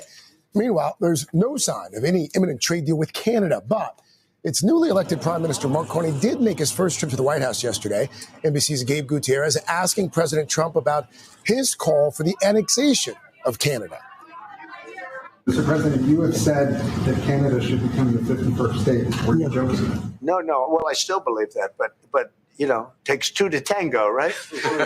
But no, I do. I mean, I believe it would be a massive tax cut for the Canadian citizens. As you know from real estate, there are some places that are never for sale. Never say never. Never, Donald. And this is what happens on the many occasions when you get outmatched and outwitted by somebody that just simply has more class than you, not to mention more starts, more smarts, and just better decorum. Ever say never.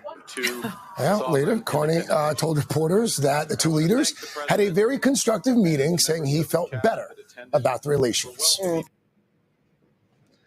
Yeah, don't trust him, Prime Minister. Don't trust him. Don't trust him. And we're blocked out of Bloomberg, too. Some good news this morning for American consumers. Egg prices fall for the first time in months. Yeah. Okay. Well, we'll find out because in about 45 minutes, I'll be going shopping. Oh, wow. Okay. So let's do NHL standings.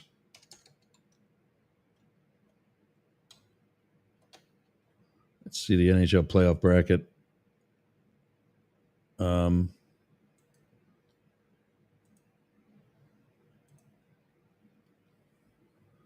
Where are we at in the NHL with playoffs? I don't get to see them now. First of all, the Lightning's out.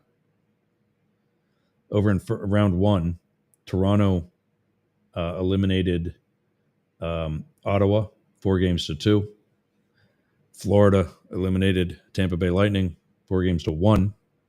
Washington eliminated the Canadiens 4-1. And the Carolina Hurricanes eliminated the Devils 4-1. So for round one on the Eastern, it was all in 5 games except for one. Florida and Toronto are tied at 2. Carolina leads Washington 3-1. Over in the West, these went a little longer. Winnipeg defeated St. Louis in 7 games. Dallas defeated the Colorado Avalanche in 7 games. Vegas Golden Knights defeated the Minnesota Wild in 6 games. And the Edmonton Oilers defeated the Los Angeles Kings in 6 games. Right now, Dallas leads Winnipeg 3-1, and Edmonton leaves Vegas 3-1.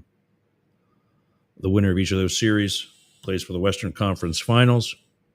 The winner of Toronto, Florida, and Washington, Carolina plays for the Eastern Conference Finals. And the winner of that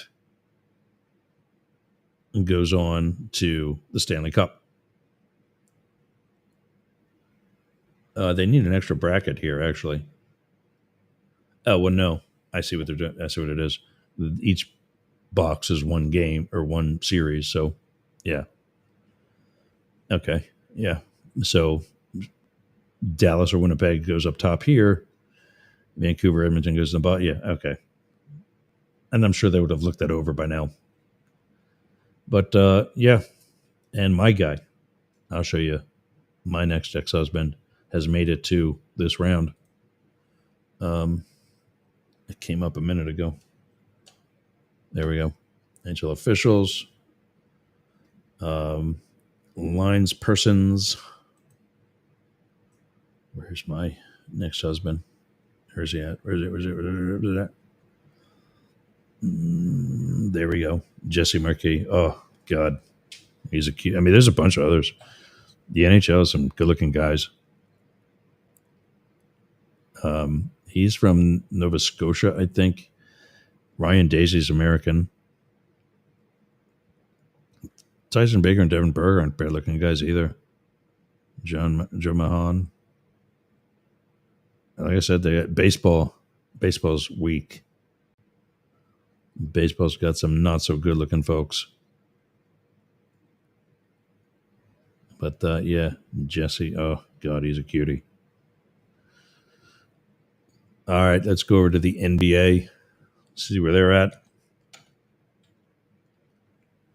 Playoff bracket is where?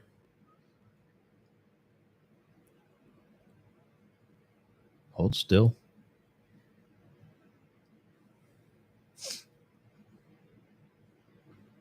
All right. Starting out the first round, the Heat and the Cavaliers. Cleveland took that in 4 games. Indiana defeated the Bucks in 5. Piston and the Knicks. The Knicks took that in 6. And Boston beat the Orlando Magic in 5. That put the Celtics against the Knicks. The Knicks currently lead that series 3-1. Up top, put the Cavaliers against the Pacers. Indiana leaves that series. Oh, I'm sorry. Indiana won that series 4-1. They'll be playing the winner of the Knicks and the Celtics over into the West. And I don't know where a lot of these are from. Okay, so Oklahoma City is the Thunder. I don't know where the Grizzlies are from. But Oklahoma swept the Grizzlies 4-0. They're leading the Nuggets in 5 games right now, who won against Denver in 7 games. The Lakers and the Timberwolves took that in 5. The Rockets and the Warriors, Golden State Warriors, took that in 7. And right now, Minnesota leads the Warriors 3-1. The winner of that one faces the winner of the Nuggets and Thunder, and the winner of the Pacers versus the Knicks and the Celtics will take on the Western winner for the championship. And that is presented by YouTube TV. So I could actually be watching that one if I cared anything about basketball. Okay, let's do some weather.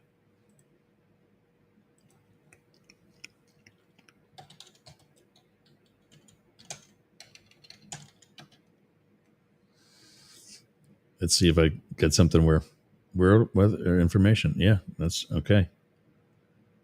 Let's see if this works. Oh, I wanted to do that in a new tab, though. Damn it.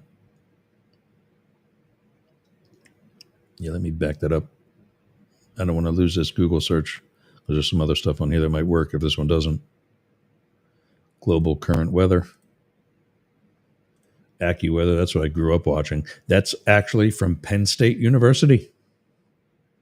Global weather. AccuWeather is a company founded by someone from Penn State University.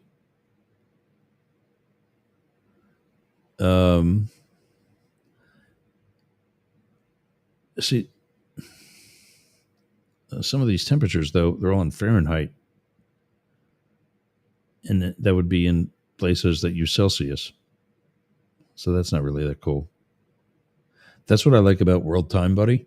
It converts it for you to what's used in that area. That's pretty cool. Where do I got people at? Los Angeles?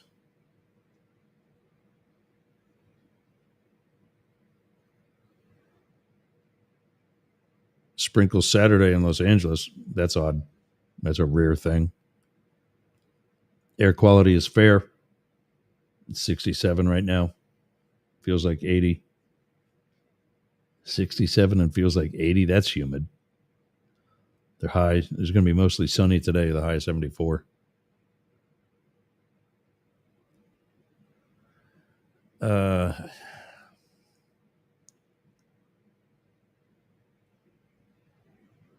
I got to back this out every time. That's going to suck. Let's see if I can just.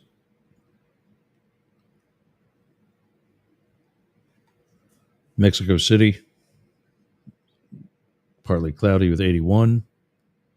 Paris, it's sunny, 75. Tokyo, clear, evening, 64. Toronto, cloudy, 61 degrees. Sydney, cloudy, 60 degrees. Sao Paulo, 72. New York, rainy at 61 degrees. Moscow, clear evening, 48 degrees. Madrid, Spain, it's raining, 55 degrees. London, it's sunny, 66 degrees. And Berlin, it's raining, 66 degrees. There's some good international stuff. Let's see what this brings us. Wow, okay. Add your own city.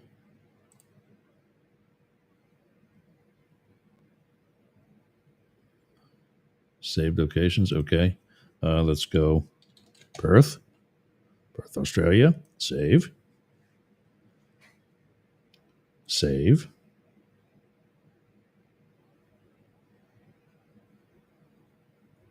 Is it saving? What the hell? Oh, got to click on it. Okay. Save. Okay, got it.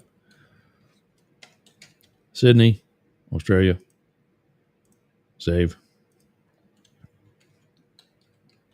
I might use this for my own show. This ain't bad either. World Meteorological Association. What else over that way?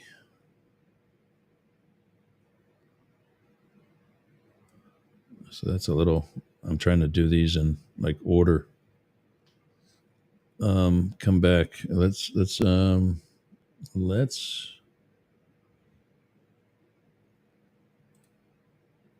see if I can bring up the other one that's got. Here we go. World Time Buddy. After that, Kyiv.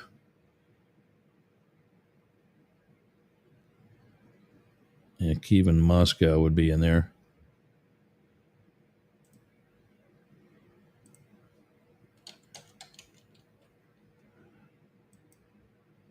I wonder if the old spelling is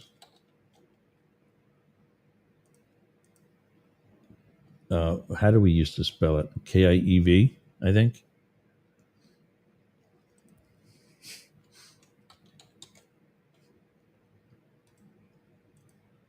Yes, might be a little nicer.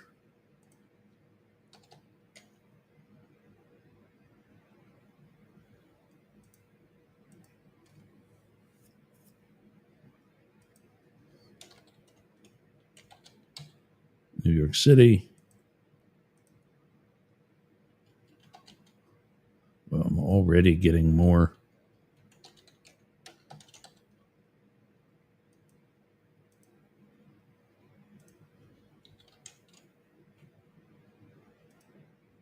Let's try something. My hometown.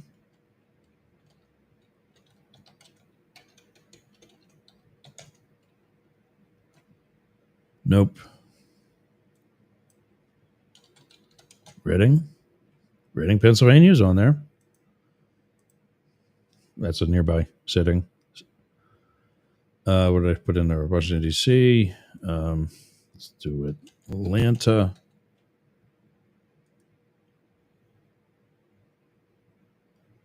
Oh, I think I've reached my max. Oh, no. There we go. Look at that. Atlanta. Tampa.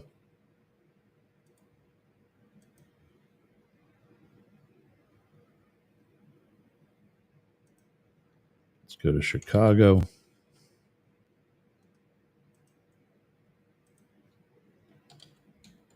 Las Vegas. Got an affiliate there.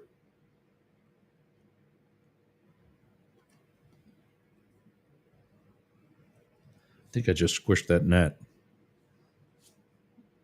I felt it crawling on my ring finger. Oh, that was weird. And let's add Los Angeles. There we go. Now what?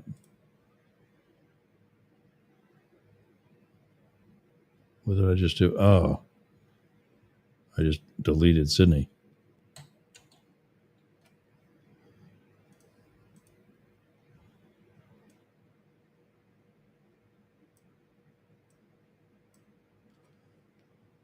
So now how do we...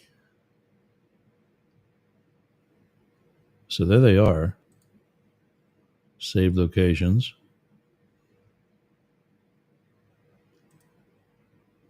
But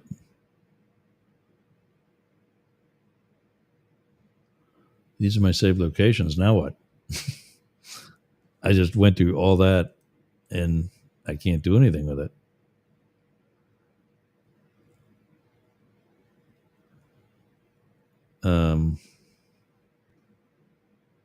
Is there a how to do this? I mean, if I do decide to use this, personalize, maybe.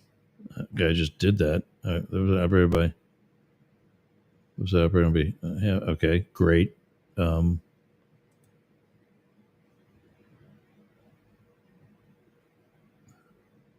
Didn't we just do all this?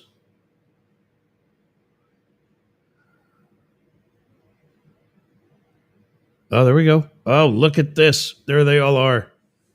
Oh, snap. Oh, I would definitely want to save this. There's the weather. There's your outlook. And they have it in the right ones, too. Let me see if we can find an American one here. New York City. Yeah, they got it in Celsius, so we might have to see if we can switch that one. But hey, this is still very cool for our vast listening area. Wherever we got folks, we can tell them what the weather's going to be. Very cool. Well, let's do it. Right now, it's almost 5 in the morning. Right?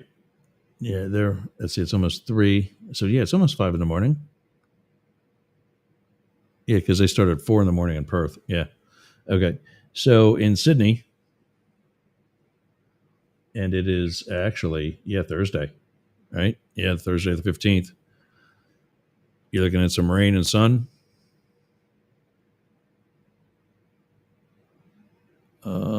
They don't have any other. It's just the thing. That's fine. Low of 15, high of 22. In Tokyo, cloudy. Low of 15, high of 24. In Perth, sunny today. Low of 11. Wow. High of 27. A little warmer. In Kyiv, in Ukraine, it's going to be rainy. Low of 9 degrees Celsius, high of 17. Moscow, it's rainy. The low of 4, high of 17. Berlin, Germany, cloudy. 9 degrees Celsius for the low, 15 for the high. In London, it's sunny. Still Wednesday there. It's 23 degrees and sunny. They're like 5 hours ahead of us. So, yeah, it's almost coming up on 8 o'clock there. New York, time zone where we're at, it's raining, 17 degrees Celsius. So New Yorkers convert that from Celsius to Fahrenheit. Toronto, it's raining. The high of 18 degrees today. In DC, it's raining. High of 24 degrees today. My hometown, I got to move this up because that's a little further north and we're coming south out of New York. Yeah, Toronto's further north. Well, actually, Toronto's also further west too, but we're all in the same time zone there. Reading, Pennsylvania, it's raining, 19 degrees. DC, we talked about, it's 24 degrees. Atlanta, thunderstorms, 29 degrees. Tampa, sunny, 31. We're hitting the 80s here today.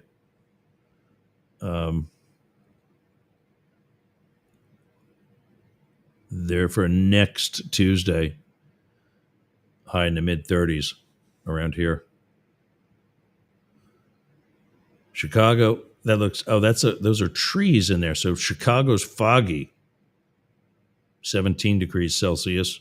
Don't forget to convert that to Fahrenheit if you need to. Sunny in Las Vegas, 27 degrees Celsius. LA, also foggy, 22 degrees. Again, that's Celsius. Not bad. I think I like that one. We're going to save that in our, just say world weather.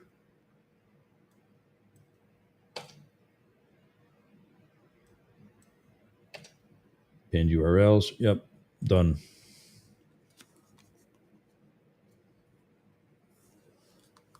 All right. Next up, 18 minutes.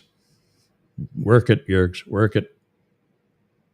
Let's do a checkup on T-Rump.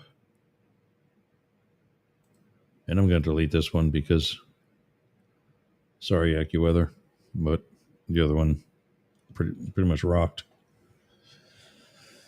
God damn, can't type either.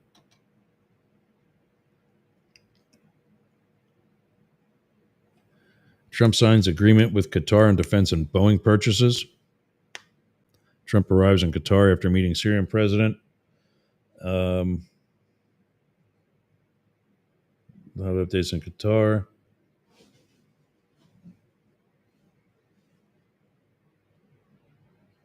With Trump, this is New York Times. I can't get this one, but with Trump visit, Qatar's image makeover scores another success. Yeah, it's because Trump can be bought. I think we've learned that. Oh, a fact sheet from the whitehouse.gov. I'll bet that's accurate.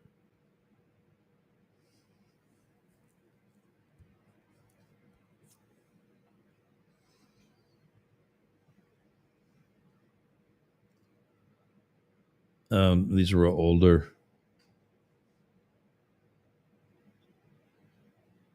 So let's just see what's happening in news.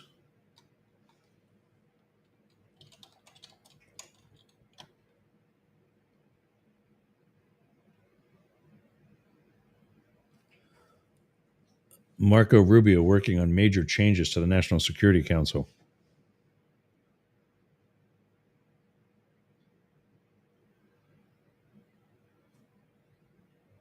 And a former Michigan Army National Guard member charged for plotting mass shooting at Army base on behalf of ISIS.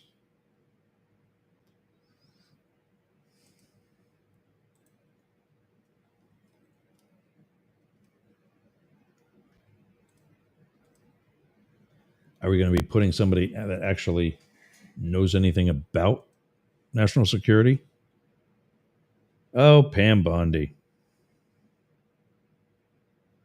Here now with reaction, Attorney General Pam Bondi.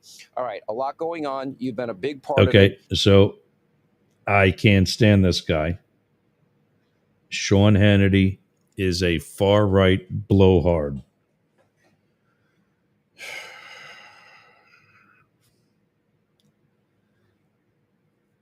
And this is a win for the FBI. This is a win for the Justice Department. This is a win for America, the U.S. A lot of what I'm talking about tonight falls into your sphere of influence here, and that is not just violent rhetoric. The lapel pin that he's wearing. God damn.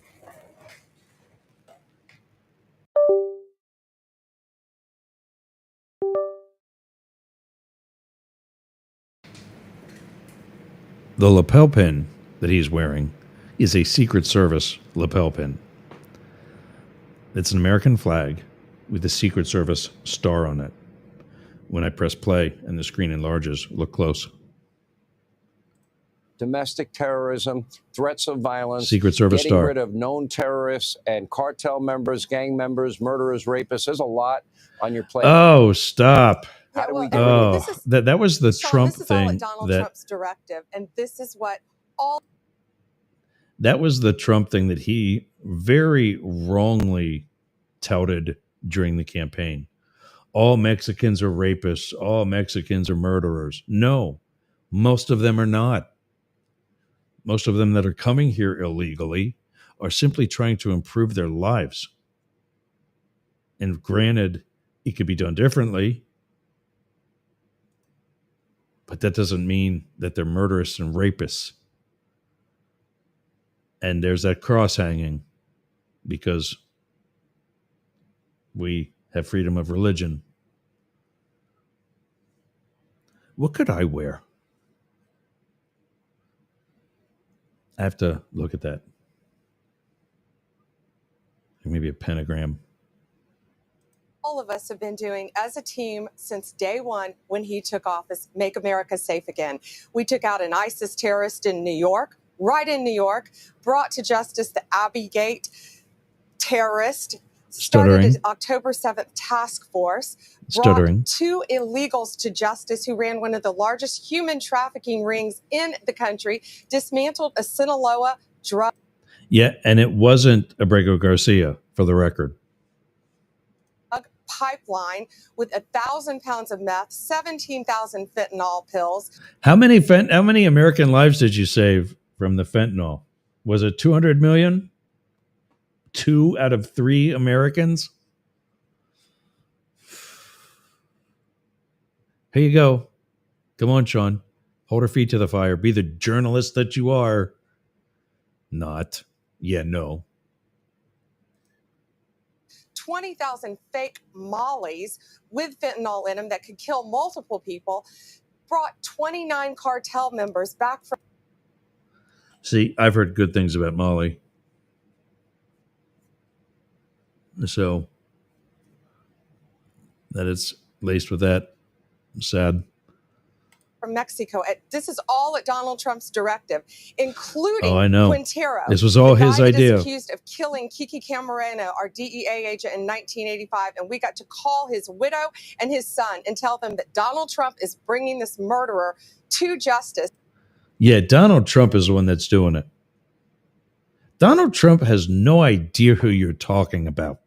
Let's be real clear on that, Pammy. Yeah, okay, I think I'm done with this one. I think you'd probably rather listen to me than that bitch. Let's see, what's Marco Rubio pretending to do? His ears aren't getting any smaller. That's what's happening.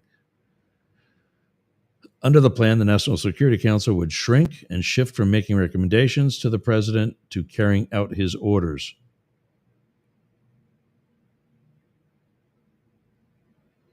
What?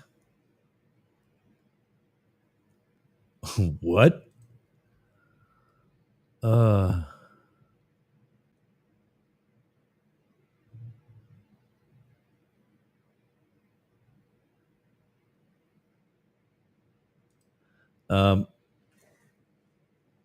need to go back to the weather. Superfan Ken wants to know. I don't know if they have that on here, but I'll check. Murphy, North Carolina.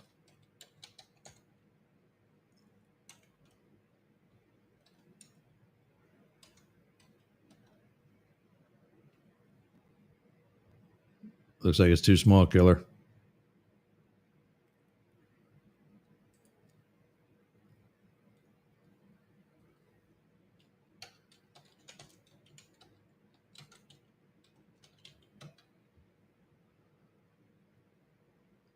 Make sure it's not coming down at the bottom either. Nope.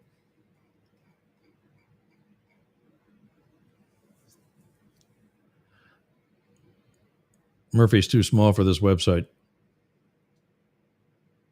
Can we deport Pam Bondi to El Salvador?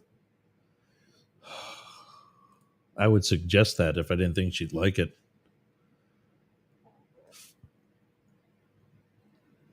Secretary of State Marco Rubio, in his new add-on role as National Security Advisor, is expected to significantly scale down the size of the National Security Council and make a drastic change to how it works for people with direct knowledge of the plans, told NBC News. Shrinking the staff at NSC would be in part designed to more closely align how it operates with the way President Donald Trump makes decisions. You're not at all concerned about that? You think this is a good idea? That the National Security Council now... Wow. Wow.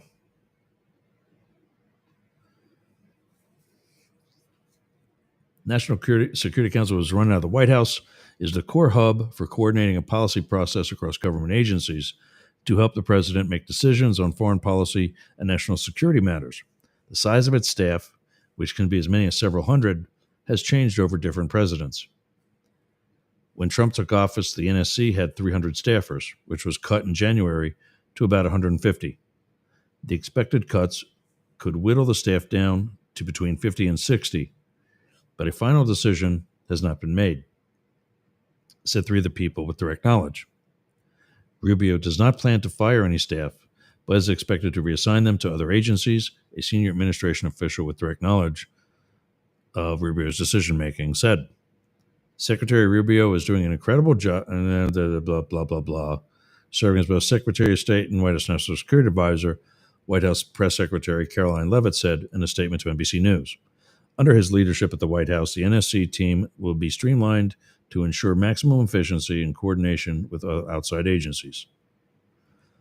During his flight to the Middle East this past weekend, Rubio discussed the structure of the NSC with Sergio Gore, the White House Director of Presidential Personnel, who has managed the appointment of Trump's staff.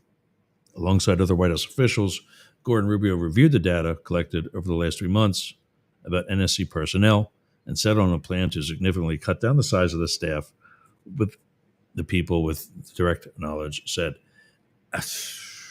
yeah, that's something we're going to need to keep watching. Oh, wow. Wow. I'm going to go through some other plugs and tell you what's up next. It's going to be automated from Eric's Radio to Rainbow Radio, Right Talk Radio, Radio X, possibly Radio X Country. I don't know if that one's live yet. And Radio Live, where Australia's conversation starts.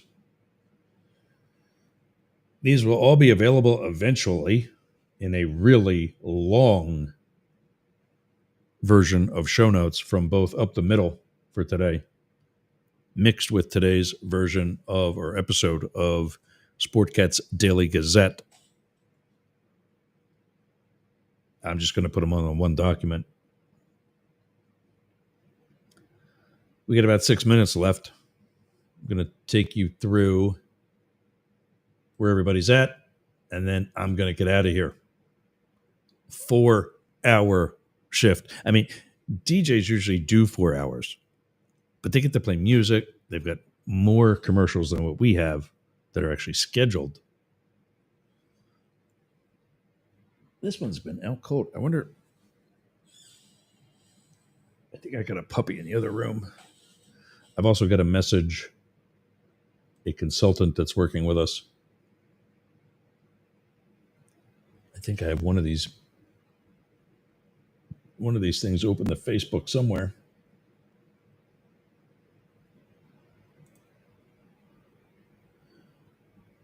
No.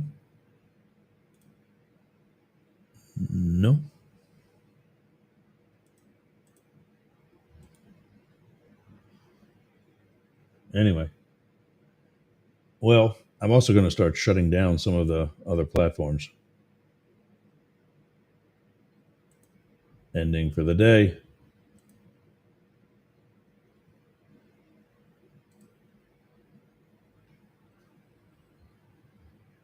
That is that one guy that joined way back on hour number 1 of Eric's Radio.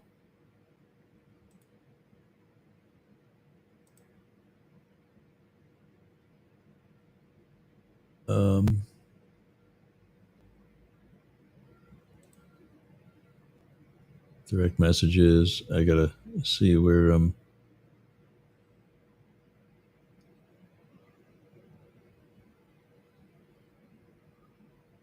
wasn't that? No. Okay. I'm looking at somebody on Discord with that one really long one on Instagram. And I'm thinking it was the same one, but it's not. There he is.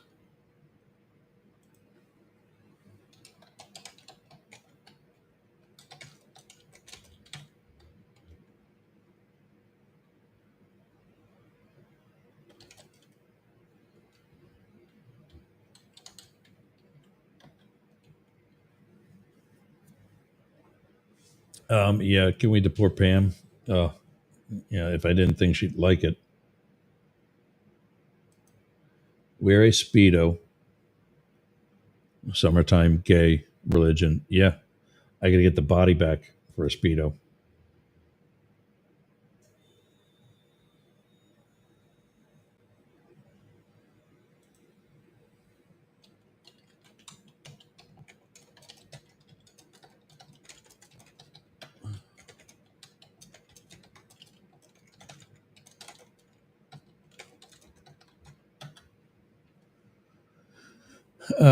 All right. What else is happening? We got, I think it is,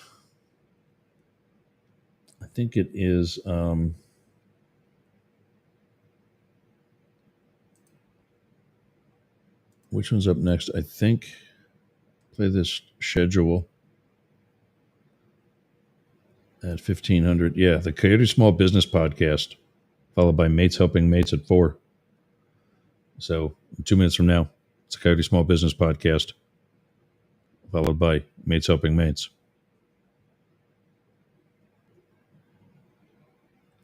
So yeah, I'm going to take a break. When we come back, Coyote Small Business Podcast is up next.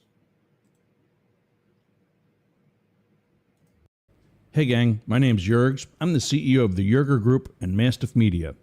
We're partnering with Dare Media of Australia and are looking for new content. Do you have a podcast? Or maybe a live stream? Does it have a positive message? Is it about sports? Is it political? Is it news coverage? Is it for the LGBT community? Or is it even music? Don't forget, we're partnering with Dare Media of Australia. So not only could your program be heard on our stations here in the United States, but also in Australia. So if that's you, send us an email on air at jurgsradio.com. That's on air at jurgsradio.com. The jurgs.radio URL does not have email. On air at jurgsradio.com. And let's get you on air.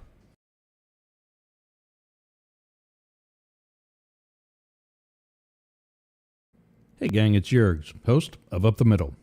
With my university degrees in history and political science and 21 years as a special agent in the U.S. Secret Service, I've lived what others can only talk about. Join me, 11 a.m. Eastern, 8 Pacific, Monday through Friday, on Jurgs Radio, Rainbow Radio, and Right Talk Radio. Up the Middle. Politics for the rest of us.